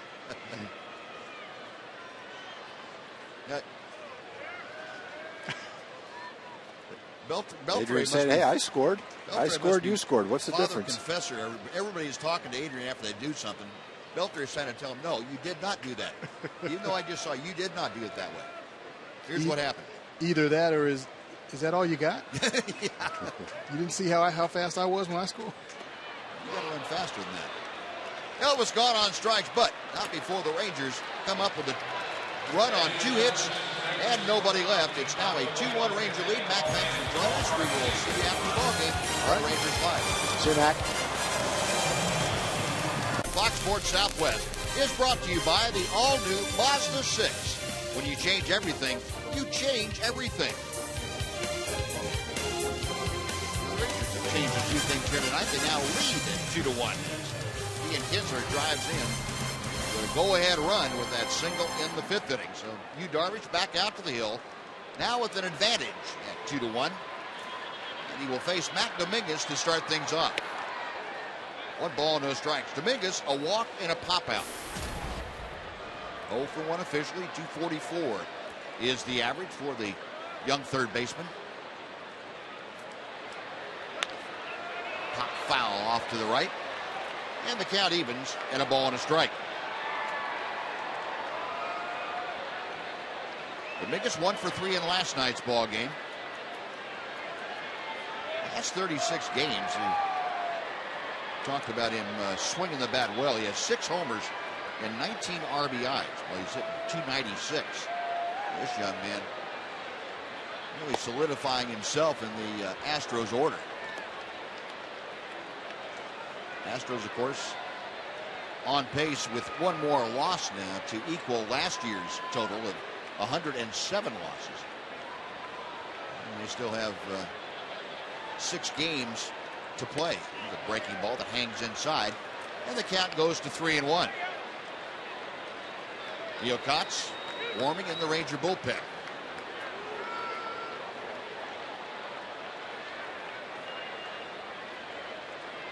Darvish back to the plate. Belted down the left field line. It's hooking. It's off the foul pole, a home run. And Matt Dominguez has hit his 3rd home run against HOU Darvish this year. It is a tie ball game at 2-2. Just one more example of you get behind in the count, come in with a fastball. What can happen? Doesn't always happen, but the potential is there. Dominguez got into a count where he could look for a fastball, and he was definitely ready for it. Got a fastball up out over the plate, right in his zone, and ripped it. Just barely kept it fair. Trying to get that down and away. Got it on the inside half of the plate. See you later. And the first pitch to Chris Carter is fouled back. Now, this has been a troubling aspect for HOU Darvish, especially in the second half. The home runs after having a lead and then immediately, or almost immediately, giving it up. 5th, 6th, 7th innings, and it's happened several times now. Darvish being bitten by the home run ball. 1-1 pitch to Carter. Now 2-1.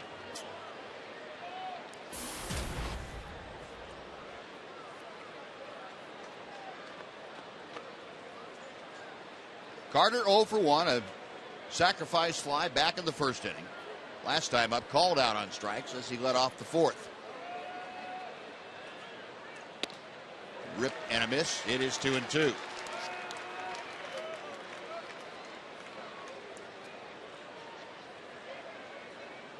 Crowd on hand here tonight. A good one on HOU Darvish K-Counter bobblehead night. Carter is swinging a miss. 9 strikeouts now for HOU Darvish. One away, Trevor Crow coming up.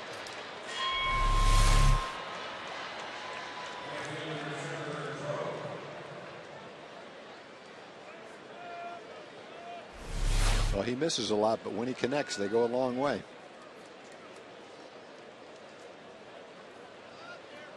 Crow, a ground ball to second and a walk.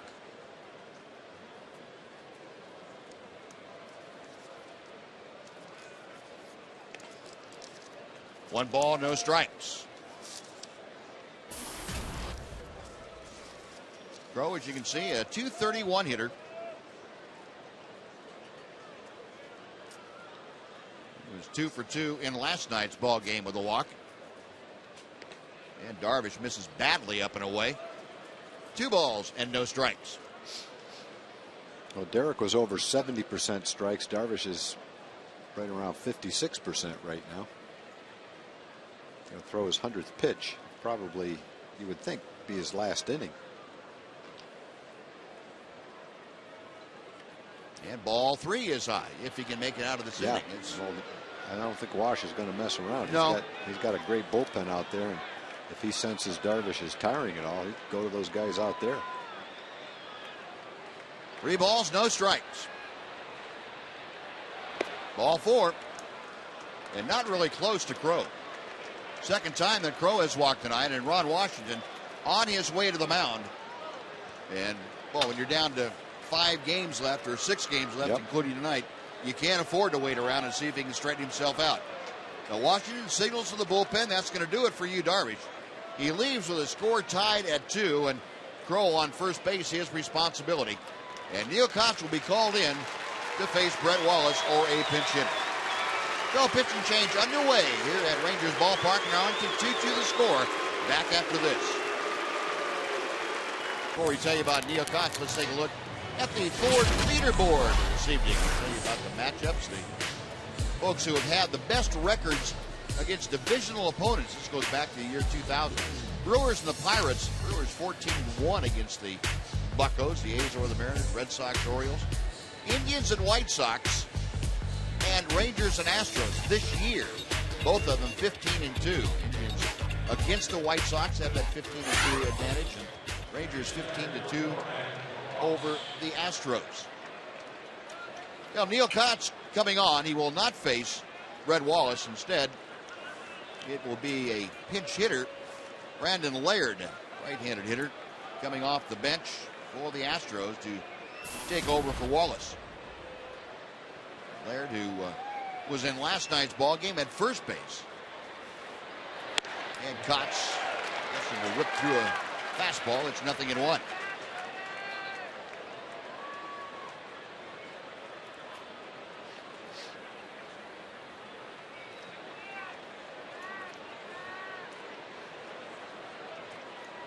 Laird 0 for his last 9 trips to the plate.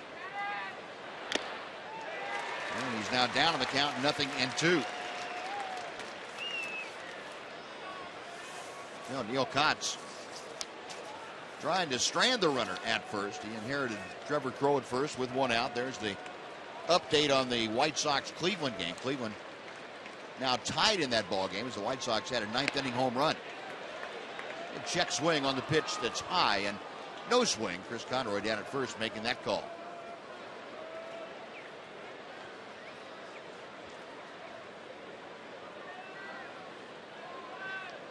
Crow with pretty good speed at first as he steps off his lead.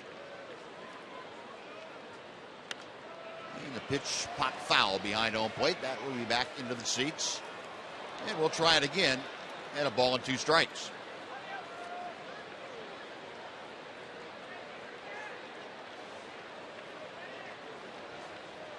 Laird, who was recalled from AAA in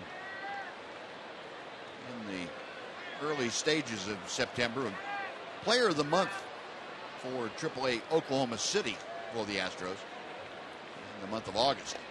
Low one inside. That's in the dirt. Soto recovers, throws, but late to second. As Crow able to advance on the wild pitch. Yeah, Crow got a great jump, too.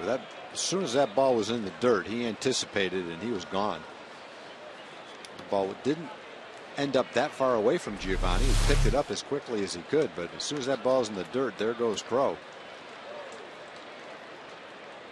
Good anticipation, good Very aggressive nice base running. Well, the wild pitch now gets Crow into scoring position. 2-2, the count to Laird. And Laird just getting a piece of that pitch. And now the White Sox have taken a lead in that top of the ninth inning. They scored 2 and are still batting. Wonder if someone else hit a home run. Keep it going.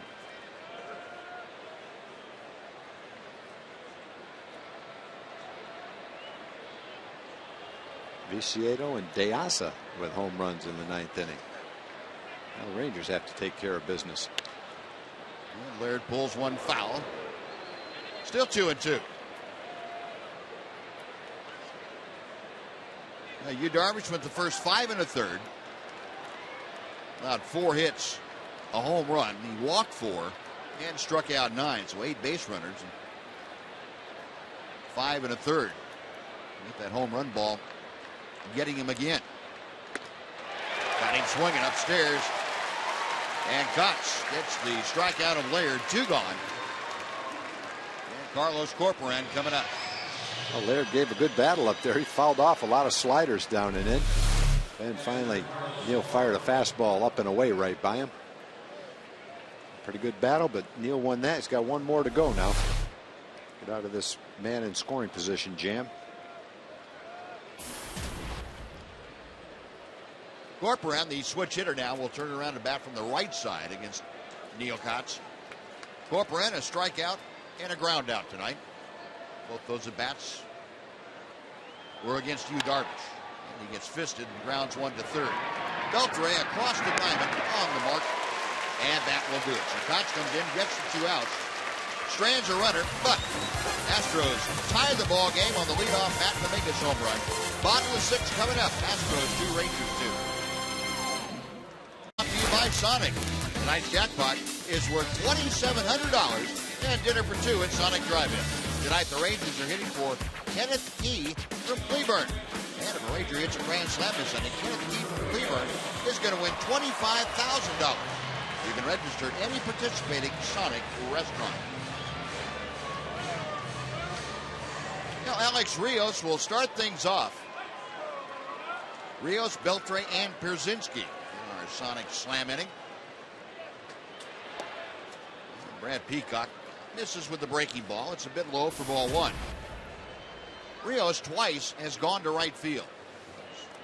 Nothing to show for it. He's 0 for 2. Rangers 2 runs on 5 hits. The Astros 2 runs on 4 hits. Fouled high in the air and out of play down the first base side. And the count is a ball and 2 strikes.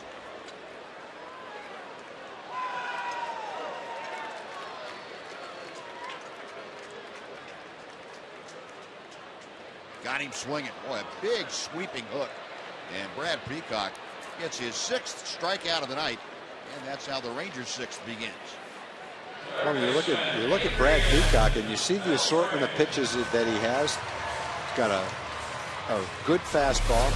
You look at him and you can see several years down the road him being a mainstay in the rotation. The other guy that's not in the rotation right now, they sat him down because he reached an innings quota, Zach Cozart. He had 10 starts for the Astros and ended up with an ERA under 2. The Rangers saw him in a ball game. 46 hits in 60 innings, only gave up 3 home runs. And there's a couple of right-handed young power pitchers that are building blocks for the future. And they've got a number of them they feel like that they're developing in the minor leagues. Just takes a while. Yep. Takes a while for one of these kids or maybe one of the other kids to develop as an ace, someone that can win 15 games. Just doesn't happen overnight, but that's what they're building for. Beltre takes that breaking ball at 0-2. It's in the dirt. And the count moves to a ball and 2 strikes. Adrian, line to center, Last time up, he walked and came around to score on the Giovanni Soto base hit. Peacock back to the plate. And that's fouled away, so Adrian staying alive. And a ball and 2 strikes.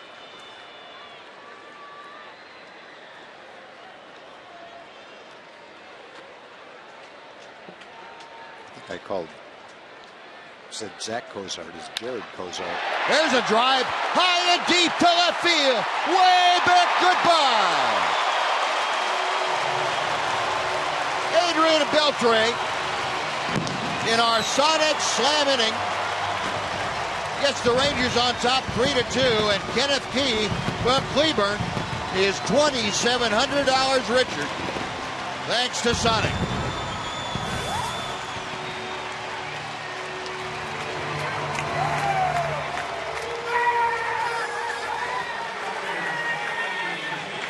Over on number 29, and they are all after Adrian.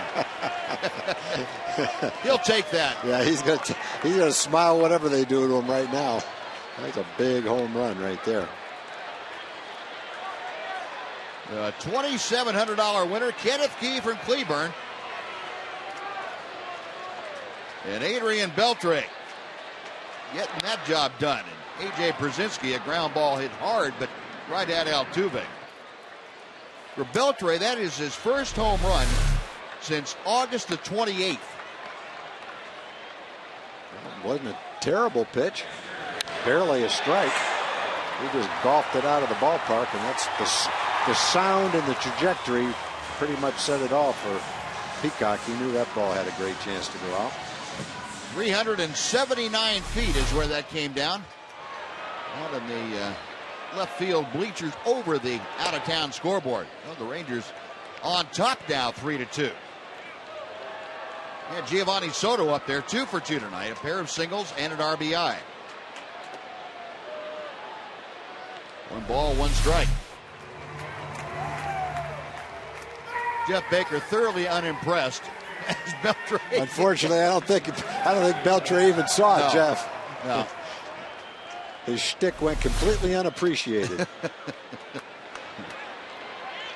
Because Adrian was impressed. He was happy about that one. And rightfully so.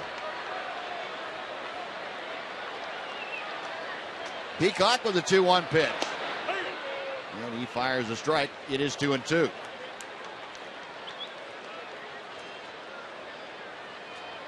So Brad Peacock has given up single runs in each of the last 4 innings. Big breaking ball call, strike 3. I think Giovanni knew it. That'll do it, but Adrian Beltre gets the Rangers back on top, his 29th home run of the year, and will go to the 7th. It's now the Rangers 3 and the Astros 2. Back on top now, it's 3-2. Adrian Beltre, 1 for 2 with a game-changing home run, his 29th of the year, 2 runs scored. Meanwhile, Matt Dominguez had a home run off of Yu Darvish in the 6th inning that momentarily tied the ball game and was the impetus for getting Darvish out of the ball game. So Darvish will not have a decision here tonight. Instead, Neil Kotz is now the pitcher of record for the Rangers as he gets set to go to work in the 7th inning. Brandon Barnes, the center fielder, will lead off. Then it's back to the top of the order for Villar and Altuve.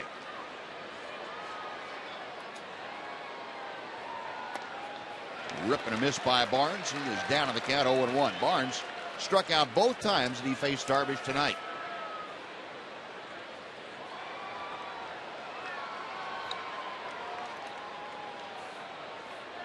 Kotz, next pitch. Rounded by Beltre. Jump throw by Andrews. Not in time. Barnes just barely able to beat that throw. And what a play it was by Elvis to even make it that close. Yeah, you could see the ball traveling all the way across the diamond, just hoping it was going to get there. You knew it was going to be close.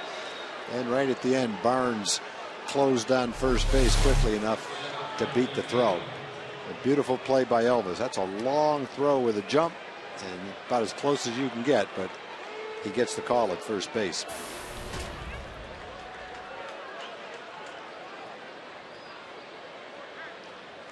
Boy, that is as close as you can see it at first base. No, the leadoff infield single. The tying run is aboard with nobody out. Jonathan Villar, the leadoff man, is going to be up there now, turning around to hit from the right side against the lefty Kotz. We'll get one more look at that at first. Boy. Yeah, it's almost a tie.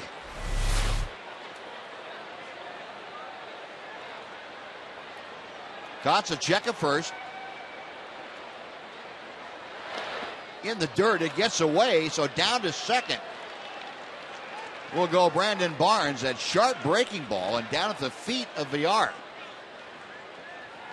Soto couldn't do much with that. He did get part of his body and glove on it, but couldn't keep it out in front. He just buried it right in the ground, and now you got a man on second. It's probably still a bunt situation right here. Nobody out, trying to move that man over to third base. First and third, way in for the Rangers. Second wild pitch of the night for Neil Kotz. And the bunt shown again, the pitch high and outside. It is 2-0. You know, Neil Kotz, who came into the ball game with Trevor Crowe on and one out in the 6th inning. And you see Tanner Shepard's getting ready. Kotz had a strikeout, a wild pitch that advanced Crowe to second, and then got a ground out of Corcoran to end the threat. But now he's given up an infield single, a wild pitch into second. 2-0 pitch is inside and low. It's 3-0 to the yard. You don't really have to be too fancy right here. You know he's trying to bunt.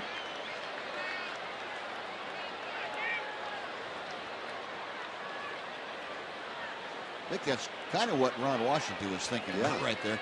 Throwing him a 2-0 slider like you got a fourth place hitter up there. And fastball right down the middle.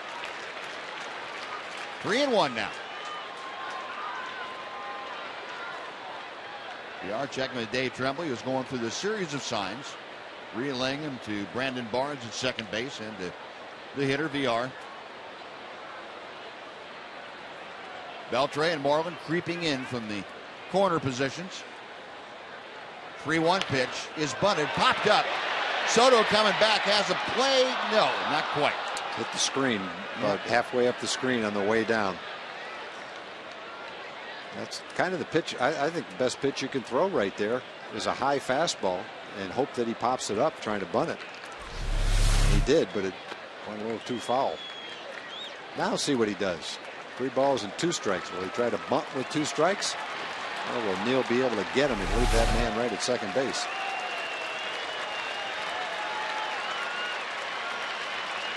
Barnes getting his lead from second. He's closely watched by Elvis Andrus. Kotz ready, the payoff pitch. Foul back.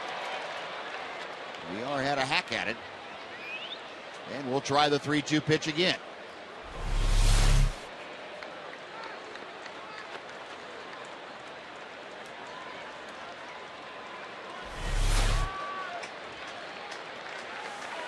Altuve waits to be next. Bo Porter seeing the tying run at second base for his club. Call strike 3 as Kotz nailed down the inside corner. Yeah, now there's a good pitch. Pitch before it was up and away, and this one I don't think Villar was ready for this pitch. Inside part of the plate. Neil nailed that inside corner and got the strikeout. Big strikeout. Unable to move that man to third base.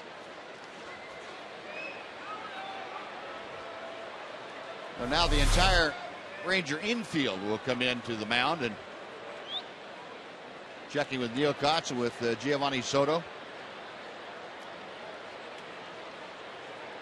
See what they want to do with Altuve.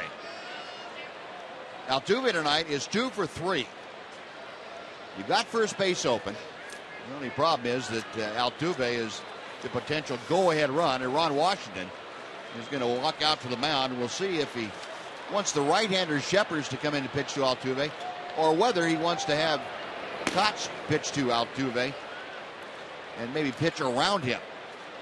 You got a left-hander following Altuve. That's Mark Krause, so he probably wouldn't see Krause anyway. And Skipper has made the decision. He wants to get Sheppers into the ball game. So Neil Kotz leaves with a runner on base, his responsibility. One out here in the top of the 7th inning. Rangers on top, 3-2.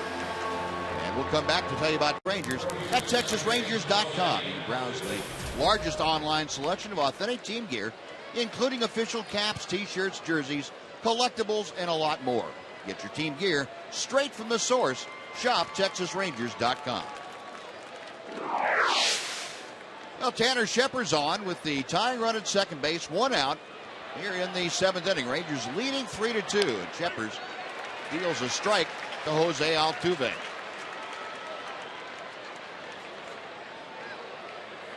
Altuve, a pair of singles. He has scored a run tonight, 2 for 3.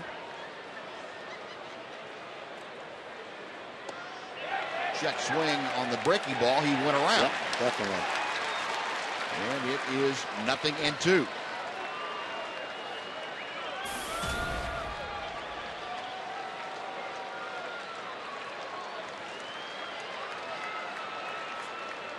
Altuve, as you saw, 3 out of 6 in his career against Tanner Sheppers. Right-hander, though, has the advantage here at 0-2. Nice stop by Giovanni Soto on the wide breaking ball. A ball and 2 strikes. Altuve with those 2 hits now up to 285 with the average.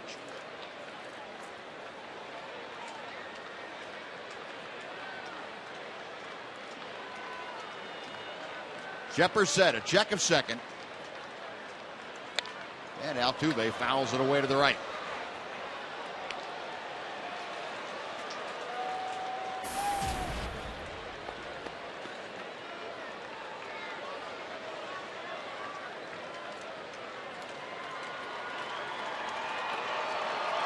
Tanner okays the sign as Altuve waits.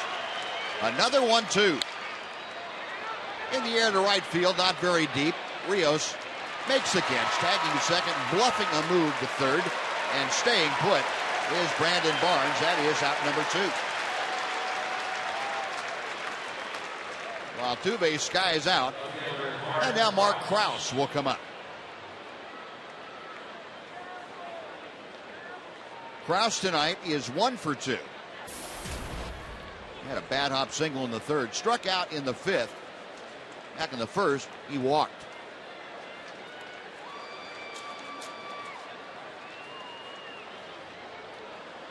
Tanner Sheppers trying to strand that tying run at second base here in the 7th inning.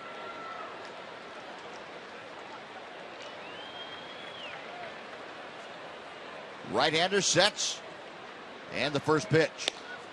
Boy, good fastball just inside for ball 1. That would be a nice escape by Tanner Sheppers and Neil Kotz for that matter. Once the wild pitch put a man on second with no outs.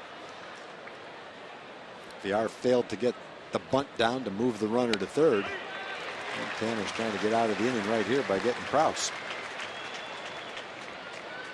Yeah, one of those is a strike, one of them's a ball. I kind of vote for both of them being strikes, especially if I'm Tanner. Yeah. Paul Elmo, the home plate umpire, got it half right, I guess. Good breaking ball from Sheppers. 1 ball and 2 strikes. Well, not only has Sheppers had an outstanding fastball lately, he's also had good command of that curveball. Yeah, definitely. Getting better.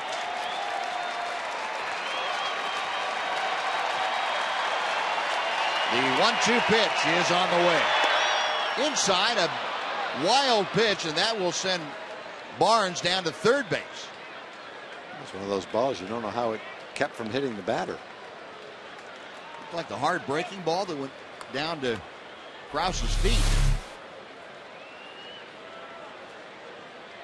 And Giovanni's able to block it, but now that might affect what kind of pitch you want to throw right here with a man on third. Yeah, if you just buried that curveball, I'd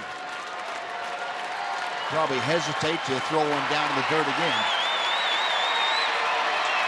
The 2-2 now on the way. Krause has banged one right down at his right foot. And you can see the big left-handed hitter was geared up for that fastball. He was not going to get cheated there. Krause trying to walk that off, and it may be a couple days before that stops hurting. Shepard setting the ideal spot right on that inside corner. The one exception, that breaking ball that went for a wild pitch.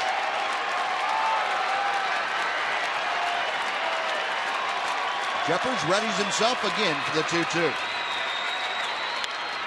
Foul down a play to the left. Tanner tuning that up at 98.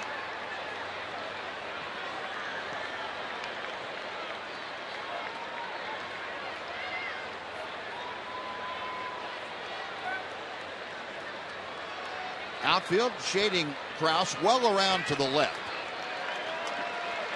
See Craig Gentry only about 40 feet off the line. Couldn't swing, couldn't stop his swing on that high fastball. Jeffers a big strikeout, and the Astros gone in the 7th. They strand a runner on a hit. Stretch time at the ballpark. Rangers 3, Astros 2. Exciting and uplifting or deflating in September baseball, late September baseball. And Tanner Shepard's got pretty excited himself about that strikeout of Mark Krause. Well, he was throwing great, throwing 97, 98 miles an hour with a hard breaking ball. Got out of a big jam. Astros had man on second and nobody out. Couldn't get him in. It maintained the 3-2 Ranger lead as we go to the bottom of the 7th, and Kevin Chapman, the left-hander, has come out of the Astros bullpen to take over. He's facing Mitch Moreland, Craig Gentry, and Leonis Martin. Numbers for the 25-year-old left-hander.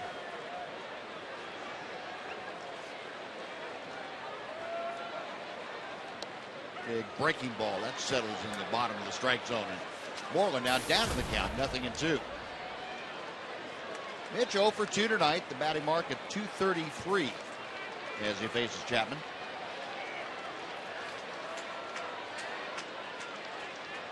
Only left-hander the Astros have in their bullpen. And Moreland shoots one to center field. That is in for a base hit. So Mitch, on an 0-2 pitch, got a hanging breaking ball. So thank you very much. Gets his first hit of the night. And that's how the Rangers' 7th begins.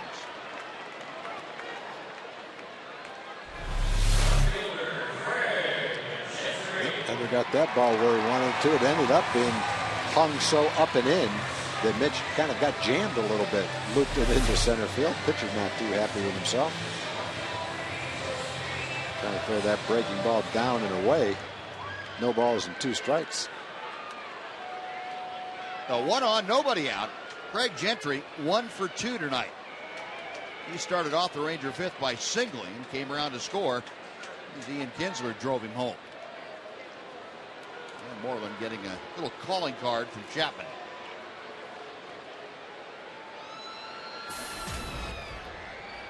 But Gentry at .267 now with the average. Over the last 10 days or so, he has really done a great job swinging the bat, getting on base and scoring runs. It's jammed there and fights it off foul down the right side.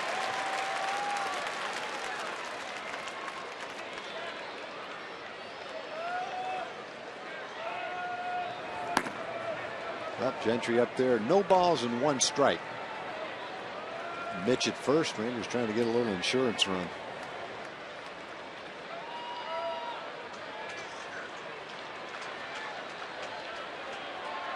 Oh, 0-1 the count. And a bunt back to Chapman. Thinks about Chapman, who gets the out at first. Goes 1-4 on the sacrifice. And Gentry successfully moves Moreland into scoring position. And Leonis Martin coming up. Yeah, that was a tempting one for Chapman because he charged that bunt quickly, got it right on top of it. And had to be thinking, maybe I've got to play at second base. So he decided to get the sure out at first base. Ball was bunted right back to him. Had a shot at it, but played it the safe way. Got 1 out, which you need to do. Well, one gone. Martin tonight, 1 for 1. A sacrifice bunt his last time up. An infield single in the third inning. Got Moreland out there at second. It would be a very big run for the Rangers. They lead 3-2. The only thing you can do to pad a lead at this stage of the game would be something worth working for. Ball 1 to Martin.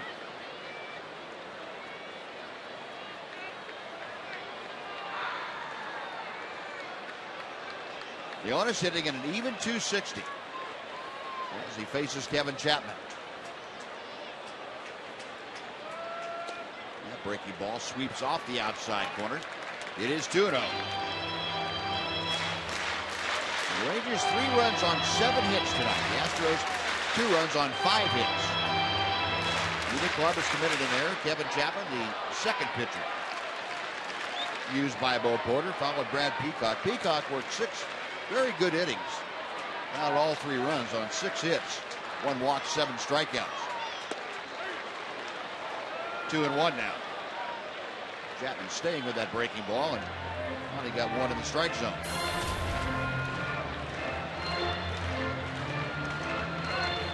Moreland began the inning by singling to center. Sacrificed by Craig Gentry to second. The Rangers 249 their season average. To left center field. Playable out there. Brandon Barnes into the alley, makes the catch, and Moreland will stay put at second. That is out number 2. It will bring up Ian Kinsler. Second baseman Ian Kinsler. Bo Porter headed out to the mound. He's got a right-hander in the bullpen, and he wants him to come in. He doesn't want Chapman facing Kinsler, or Elvis Andrus for that matter. So Chapman gets a couple of outs, but leaves with a runner at second here in the 7th inning. Another pitching change underway at Rangers Ballpark in Arlington. Rangers 3, Astros 2. Back after this on Fox Sports Southwest. It has to be Jade and Cooper. They're getting married on Saturday. Jade brought half the wedding party here tonight, seeing the Rangers for the very first time from Tahiti. And Jade, you guys all ready to go? I guess there's no turning back now that half the wedding party's here. Huh? That's right. All right, Cooper, what time do you get married Saturday? Well, we're supposed to get married scheduled for 6 p.m., but if the Rangers are still in the pennant race, then it looks like we'll either push it up or push it back to 9 p.m. That night. All right, good for you, Jade. Yeah, perfect. Congratulations. Here's the bag. Let's root the Rangers on for a win tonight. All right, Doctor, thank you. Yeah, depending on what time the Ranger game starts, that's going to determine when we get married. I like that. Got the priorities straight. Hey, Pudge did that one year. Yeah, that's right. Supposed to get married at home plate, said, that can wait. I'm going to the big leagues. Josh Zayed, the hard-throwing right-hander, deals a slider to Ian Kinsler, who fouls it off. It is strike 1. Kins 1 for 3. Had that 5th inning single, driving in his 68th run of the year. Facing the 26-year-old right-hander, Josh Zayed. 22nd appearance of the year for Zayed. 424 earned run average. Opponents hitting 267 across the league. Kinsler gets fisted with the new fastball, and he fouled it off. Down on the count now, 0-2.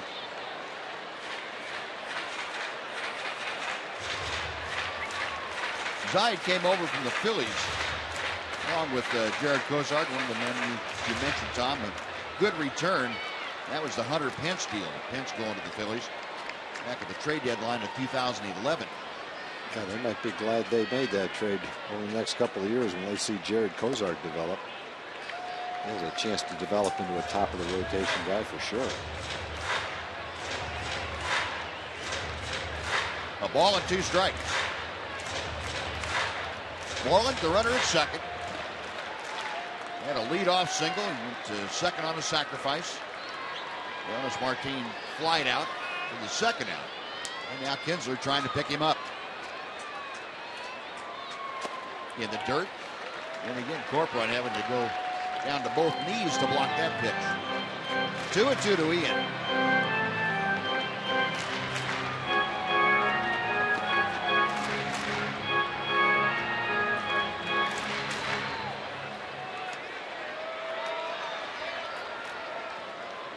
Kinsler 1 for 1 in his appearances against Zide in the past. Checked his swing on the slider, and the count has gone full. Kinsler trying to either drive Moreland home or get on base along with him. Elvis Andrews waits in the on-deck circle.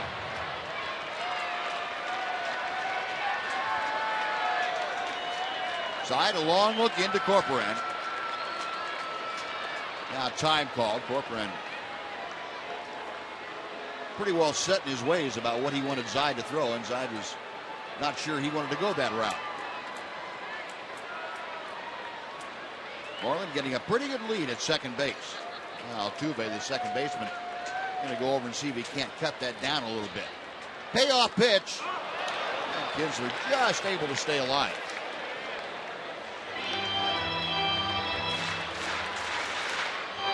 Bo Porter, in his first year at the helm of the Astros, has had a lot of tough times and some very good times, according to him. The catcher held the glove up as if he had the ball, but the ball wasn't in his glove. I'll show you, I got the ball. Whoops. Another 3-2 pitch coming. Instead, Zide, a little inside move as Moreland was getting off second base by quite a bit.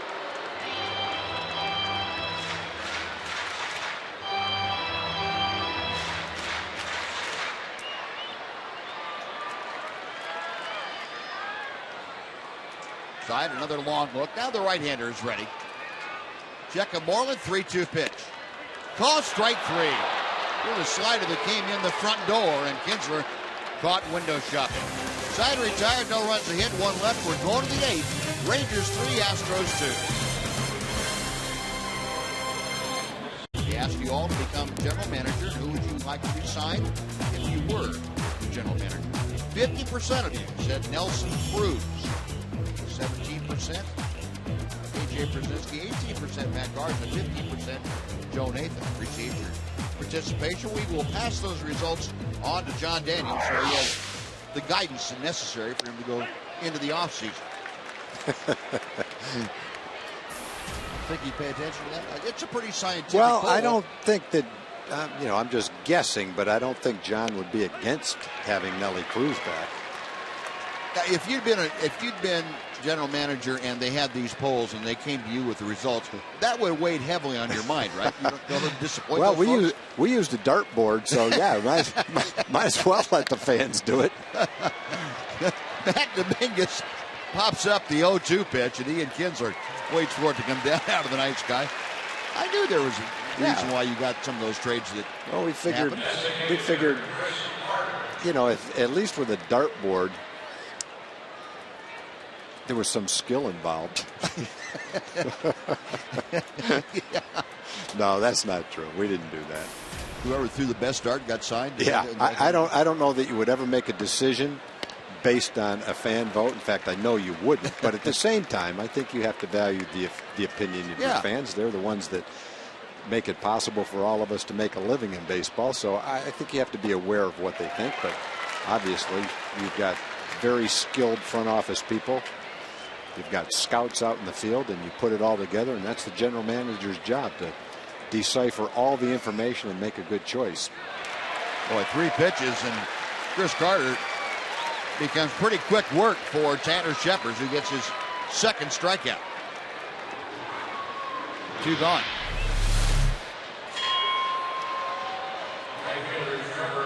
Yeah, that one, he might have had a chance if that one hung, but once it started to break, he was pretty much done. Chris Carter, 3 more strikeouts tonight, and he's the leader in the clubhouse going into the final few games of the season. Trevor Crowe has walked a couple of times tonight. He goes after that first Scheppers offering. It is 0-1. Boy, Tanner Scheppers really tuning it up tonight again. He has had that fastball up in the zone, which makes it even tougher when you're throwing 97, 98 miles an hour. Yeah, I think the one thing you love about Tanner, Buzz, it's a pennant race, and he's a young pitcher, not all that experienced, but here he is in a key situation in a 1-run game, trying to set it up for Joe Nathan out there with his best stuff, going as hard as he can and doing a great job. So he's rising to the occasion. And showing you what fans really like to see, too, this time of year especially, the emotion. Yeah. You get that great reaction after the strikeout. Of course, you can't pitch with that kind of emotion for 162 games during the season. You end up in a straitjacket. Absolutely stark, raving, staring mad. But if you've got it, now's the time to show it, right? Exactly. Yeah, if you got it in your hip pocket, go ahead and bring it out here. 2-1 the count. That will reach the seats down the third base side. Adrian over to just make sure it's out of play. And the count evens at 2-2 to Trevor Crowe. Rangers leading 3-2. We told you the Cleveland Indians on a 2-run walk-off home run from Jason Giambi defeated the White Sox tonight 5-4. So the Rangers need to win to keep pace, stay a game behind the Indians. Tampa Bay leading 7-0 over the Yankees. That ball game now in the bottom of the ninth inning. Well, it looks like the race will stay the same with the exception of one fewer game to provide an outcome. That is if the Rangers can lock this down. It's 3-2 right now in favor of the Rangers.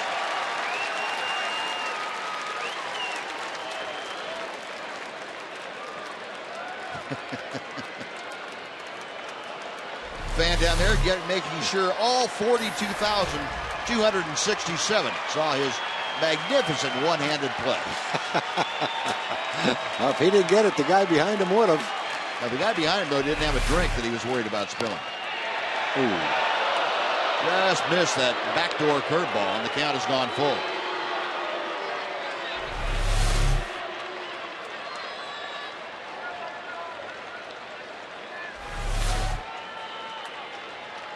So Crowe, the number 6 hitter, trying to prolong this inning, get aboard. And Brandon Laird would be next. The payoff pitch.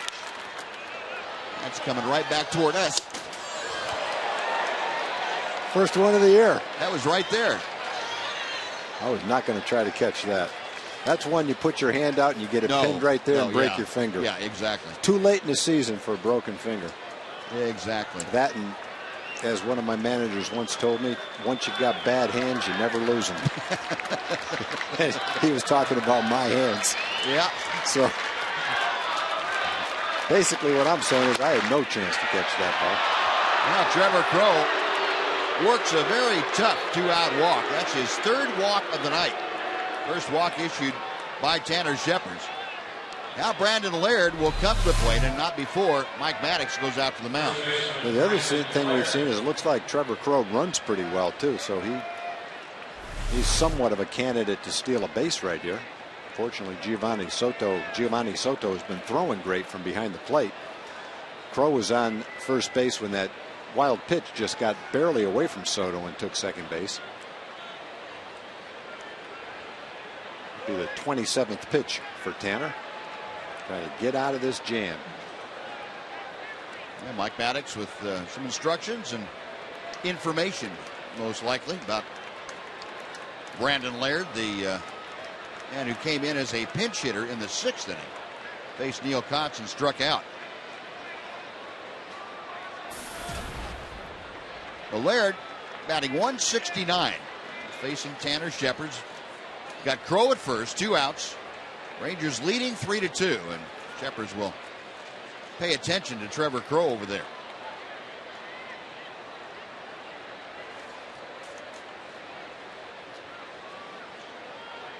Now Shepard's ready.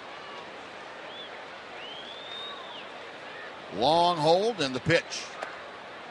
Low and outside for ball 1. One thing you need to be aware of if you're Tanner Shepard, it's fine to go ahead and keep the runner from trying to get a good jump, but your primary job right now is to go after the hitter.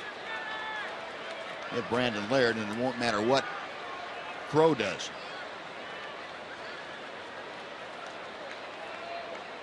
One 1-0 pitch. Chopper foul.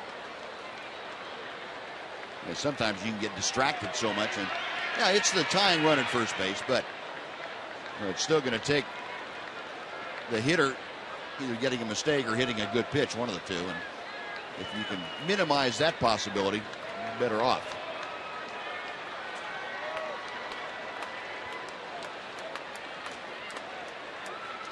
Crow with a pretty good lead, and Shepard drives him back with a toss.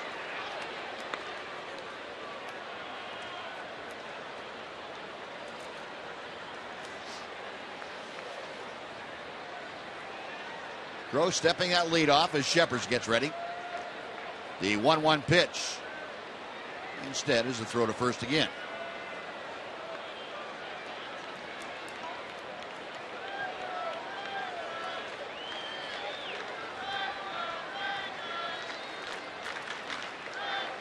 Soto flashed the signs out as Brandon Laird waits.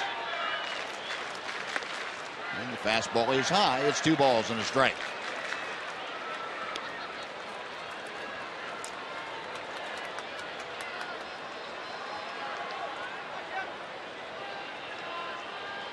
Outfield playing Laird slightly around to the right. Pretty good gap in left center. Infield well around to the left against the right-handed hitter. And ball 3 is low and away. Well, Shepard's now in danger of having back-to-back walks. You got Carlos Corporan, the switch-hitting catcher, waiting to be next. Yeah, this is a long outing for a setup reliever. This will be Tanner's 31st pitch. The 3-1. That's a little bit foul down the left side. Well, he was kind of in the same situation that Matt Dominguez was in. He was ahead in the count, looking for a fastball. He got a fastball. He just got a little bit out in front of it. Dominguez against Yu Darvish got out in front of it and hit the foul pole with a home run. So he's looking fastball all the way. Just got a little bit too anxious. Well, the count is full. Crow will be off and moving to the next pitch. Base hit to left field. Crow not stopping at second. He's going to motor into third. So a walk and a single. And the Astros now have runners at the corners and 2 outs. And Carlos Corporan coming up.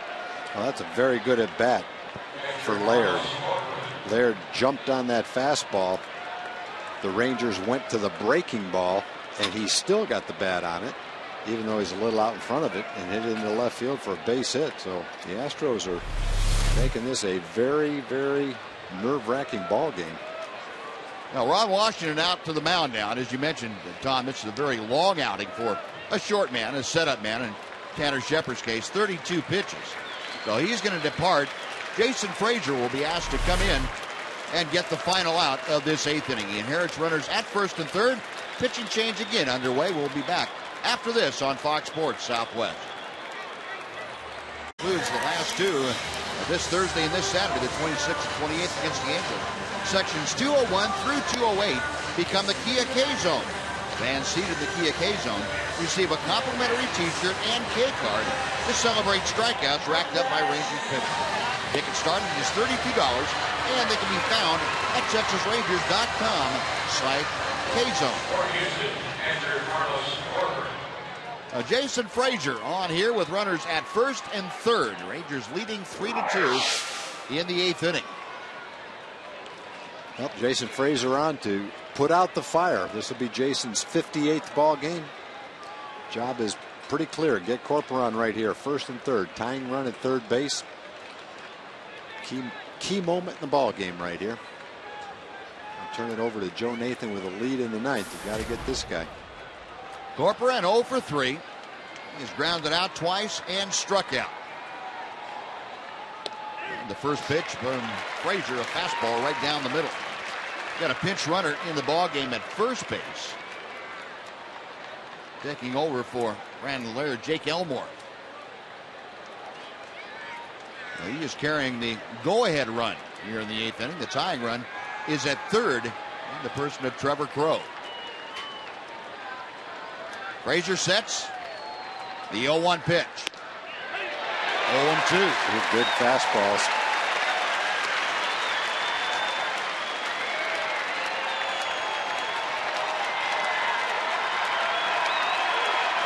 Well, the crowd now getting into this tight spot here in the 8th inning. And the 2 managers looking on, and the teams going opposite directions for these 2 skippers. But right now it's as tight as you can possibly get it. And Frazier a little toss over to first. is to drive Elmore back.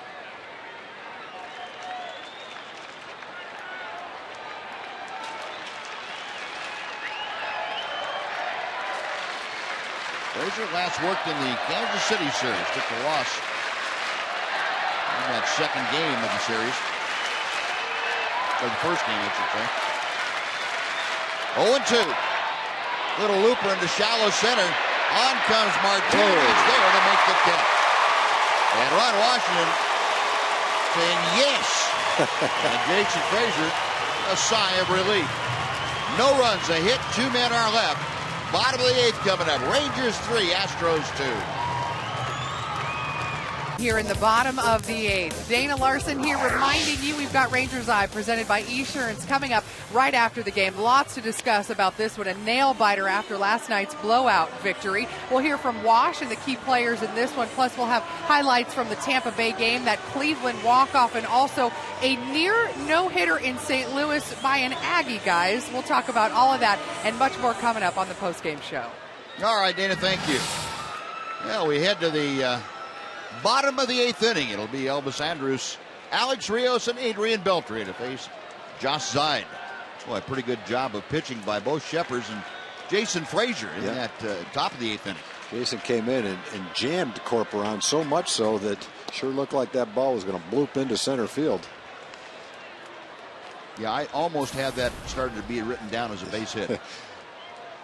Fortunately, it looks like Leonis wasn't playing quite as deep as he was with a man on first base, and he was able to come in and make the play. Elvis drives that ball to right center field. On the run is Crow, just shy of the warning track. Stops and puts it away. And Elvis a long out, number 1 here in the 8th inning. The defensive changes as we head to the bottom of the 8th inning. Mark Krause moves in from left field to take over at first, and Jake Elmore, who came in as a pinch runner, takes over in left field. So the outfield of Elmore, Barnes, and Crow for the Astros. 1 out. Alex Rios 0 for 3 tonight. Rios a couple of fly balls to right and a strikeout, following up his cycle last night with an 0 for 3 thus far.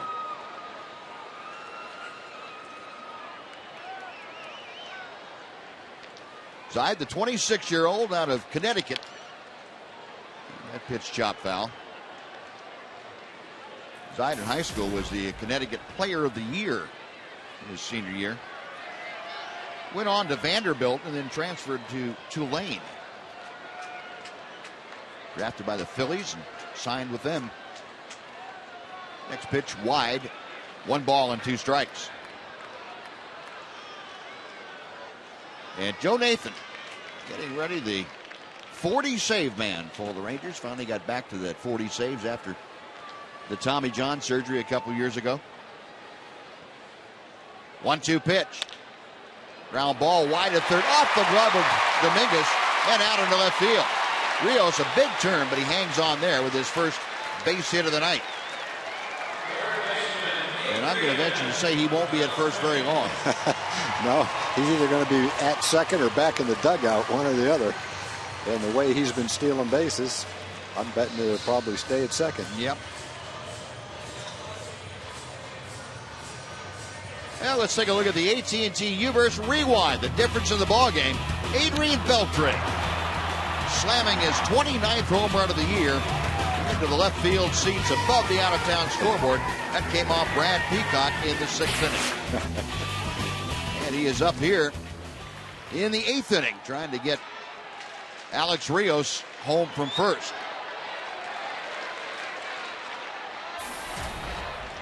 Well, Beltre now with 29 home runs, 90 RBI, right on the button. Rios a pretty good lead. Alex with already a career-high 39 stolen bases. And he's trying to join Elvis Andrus at that 40 plateau. Now Corcoran going to go out and have a chat with Zeid.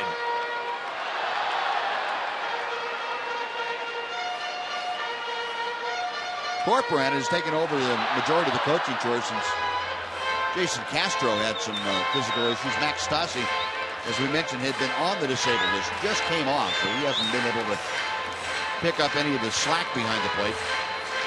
So Corcoran trying to work with a whole slew of pitchers that he was not familiar with at the start of this season. Rios aboard with a one-out single. Rangers now with 8 hits tonight. They lead 3-2 as Beltre waits. Inside will drive Rios back. Rangers with a stolen base earlier in the ball game. Leonis Martin swiped second.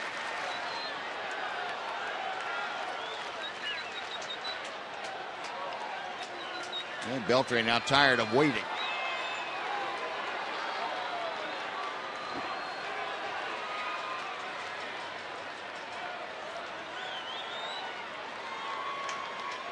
Zide comes set. And the first pitch on the inside corner. 0-1 the count to Beltre.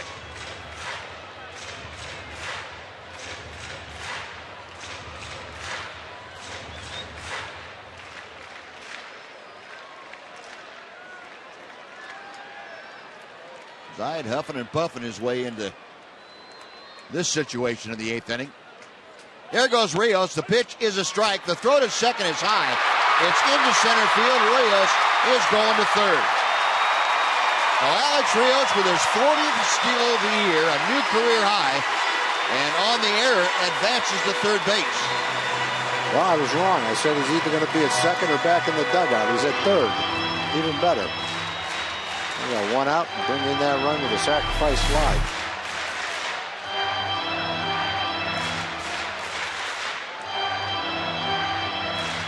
The first error of the ball game charged to Carlos Corcoran on that throw.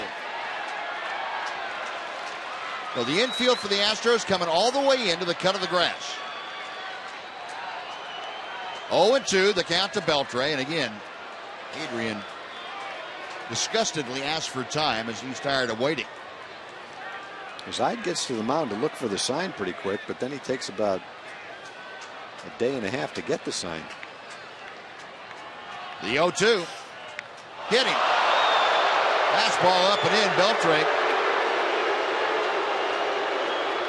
headed toward first, and he'll toss the bat away. Took a long look into toward the Astros dugout. I don't know that he was looking in there necessarily.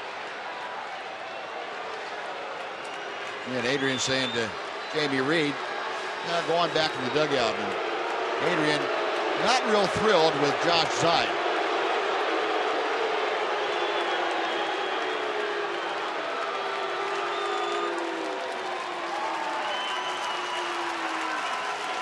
And Bo Porter on his way to the mound. Well, Adrian had gotten upset on a few pitches as Zide was taking too long and backed out 3 times in that at bat. And Zide finally lost control of an 0-2 pitch. Now the catcher's set up in. He's trying to throw it in. The ball got him in the arm at about 95 miles an hour. So that'll cause you some big time pain. AJ up there now, still a man on third base, and only 1 out, trying to get that insurance run in, make it a 4-2 ball game. Now Adrian's still a little perturbed. He's not in the mind-reading business, so he doesn't really care whether Zide meant to hit him or not. No.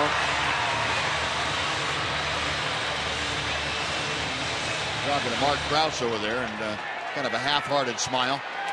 Adrian can only stay mad so long. Yeah, yeah. So here's Brzezinski, and AJ twice tonight has grounded to second base. I bet you goes hard into second base if there's a chance to break up a double play, though. I would agree with you. I think that if you're Altuve or VR, you want to be out of the area. Come across that bag quick. VR, the young shortstop, and of course Altuve, the young second baseman. Brzezinski waiting. Again, Zide, you think that Corcoran was giving him there's nobody on second base. It can't be that hard to get a sign. Unless he's giving signs in a foreign language, I don't know what the problem is. 1-0 the count to Brzezinski. Either that or Zide throws a lot more pitches, types of pitches than we're aware of. Maybe.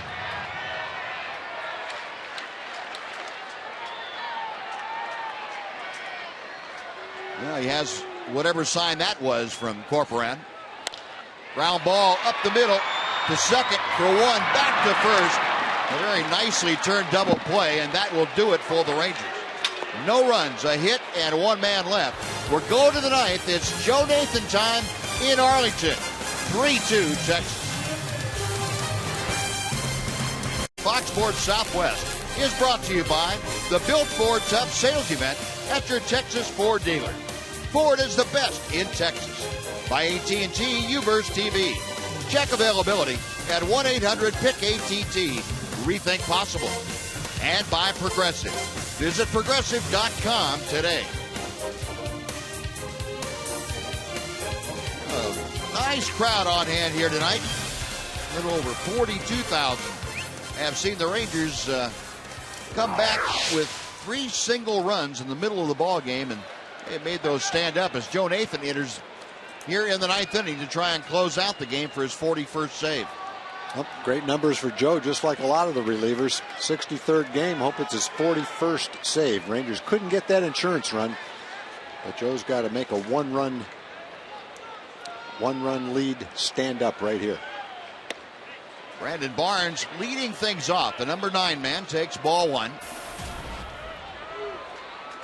Barnes tonight 1 for 3, had an infield single in the 7th inning.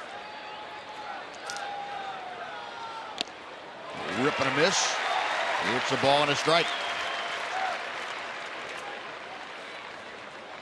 Joe Nathan last worked on Saturday in Kansas City. Perfect inning, struck out 2. Got his 40th save and 43 opportunities.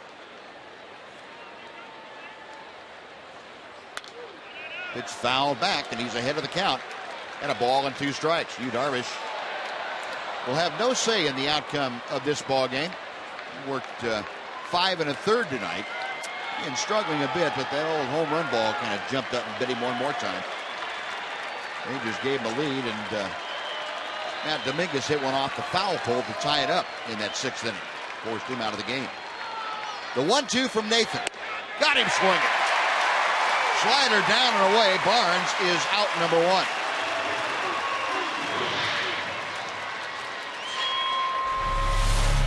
Third strikeout for Barnes on that slider, well located right on the outside corner. Fastball set it up. Good start to the 9th inning. Top of the order now. And Jonathan Villar now will face Joe Nathan. Villar 0 for 4 tonight. A couple of strikeouts and a couple of groundouts.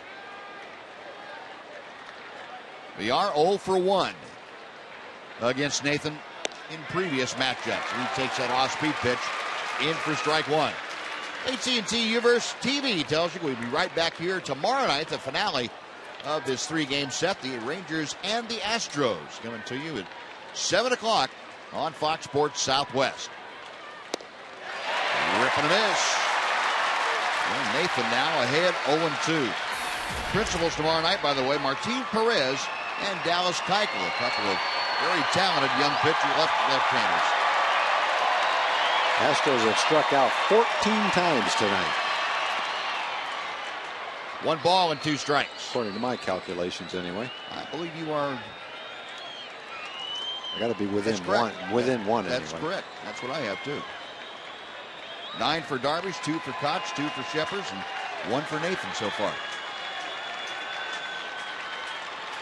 Maybe the biggest out of the night, though, gotten by Jason Frazier in that 8th inning. Just off the outside corner. Boy, Nathan trying to paint the black part of the plate and just missed.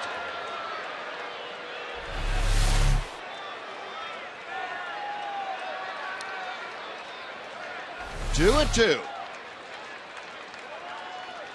The 38-year-old to the wind, and the pitch low and outside. It's a full count. Well, Villar trying to get aboard with 1 out here in the 9th inning. He'll be followed by Jose Altuve.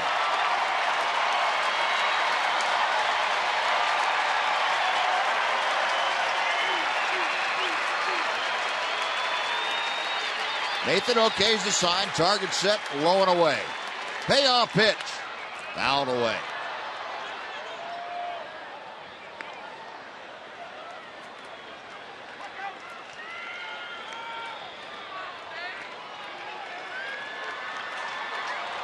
We are back in there. Nathan got ready to throw his 11th pitch of the inning. 1 out, bases empty. Another 3-2. Got him swinging. Put everything he had on that fastball. Said, here it is if you can hit it. 15th strikeout for the Astros. They are punching out for the 3rd time tonight. That's all Joe's got right there. He just aired it out.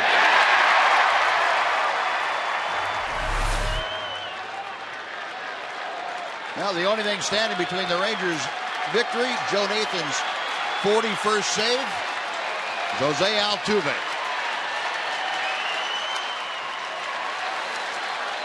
Oh, 1 on the foul ball. Altuve 2 for 4. A pair of singles. Also grounded out and flied out.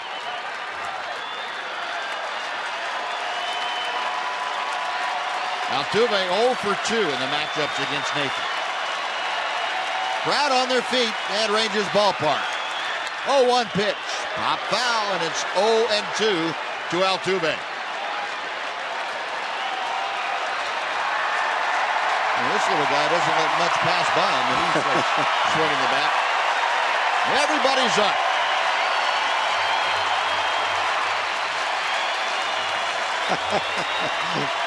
Right now, that's the entire Joe Nathan fan club here at Rangers ballpark. Nathan's 0-2 pitch.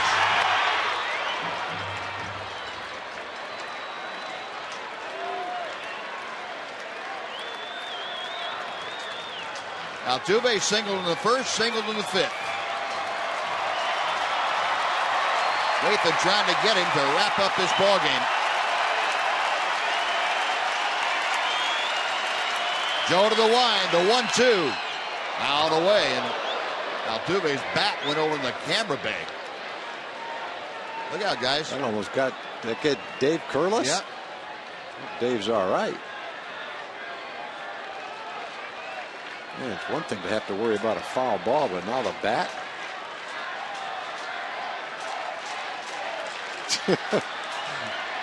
Glasses you can replace. The stuff that's behind him, you can't.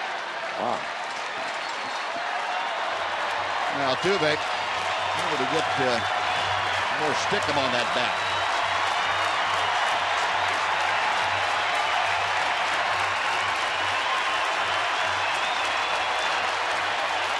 Rangers trying to win back-to-back games for the first time since late August. Nathan to the wind, another 1-2, and another foul ball.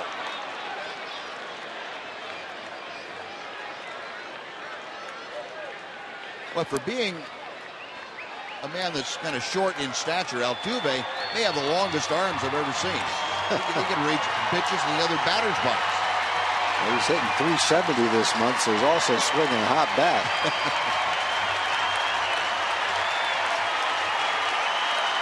Crowd again getting behind Nathan. Check swing. Yes, did he go around? No, he did not. I don't know about that. Now the appeal down to first base, and Chris Conroy. Not a pleasing call to the skipper, Ron Washington. Giving Conroy a little bit of what for. It evens the count to Altuve at 2-2. I thought he swung at it. Tough to tell. Altuve back in. Soto with a sign, the 2-2 pitch. Popped him up. This ball comes down. The Rangers win. Moreland's got it. Joe Nathan. That's his 41st save. The Rangers make it 2 in a row over the Astros. A 3-2 final tonight as Nathan saves the 41st and Neil Kotz gets the win in relief. And the Rangers staying alive in the wild card as they keep pace with both the Indians and the Rays. Well, the Rangers with their 86th win of the year. Their 41st here at home, which ensures them of a winning season at home and on the road this year. There's the updated wild card standings. You see Tampa Bay a game lead over Cleveland, and the Rangers a game back of Cleveland. So Adrian Beltre cranked his 29th home run of the year, a game winner, getting high fives from all of his teammates in that line coming off the field. Now the Rangers win it. 42,267 on hand here to see this finale. He went with his fastball on the last pitch. Altuve had a good swing at it. He just got underneath it and popped it up. Nick squeezes it. Ron Washington and Jackie Moore get their end of the win hug. And the Rangers go to tomorrow needing to win again. Let's head down to the field where Emily Jones has the closer on hand. Yeah, 41 saves, but not much of a voice. Joe, in as few words as possible, how big was this? A huge win, especially when we saw Cleveland at a 2-run walk-off. So made it important to try and stay with them, stay pace, and obviously a tough game. Well played on both sides, so good to get a win here. Offense scratched out a couple of runs, bullpen huge in this one. Nice. Started with you, Darvish. We passed the ball along. Huge outing by Sheppers coming in and getting some big outs for us. Everybody stepped up, got some outs, and like we said, a big win for us. We needed it. Got to come here tomorrow and take care of business again. Just one more thing, Adrian Beltre, nice to see him get his home run groove back. Got a little fun treatment I'm sure you guys saw there in the dugout. Yeah, it's always nice when Adrian's swinging the bat well. So hopefully it's good signs for us that everybody's starting to get hot. And you never know. You make the playoffs and you're hot, you're a dangerous team. Joe, thanks for the time. We appreciate it. Joe Nathan with his 41st save of the year, guys. We'll send it back up to you. All right, Emily, thank you. And the Rangers walk out of here with a 3-2 win tonight. And Dana Larson, Mark McLemore will be back to wrap things up for you right after this on Fox Sports Southwest.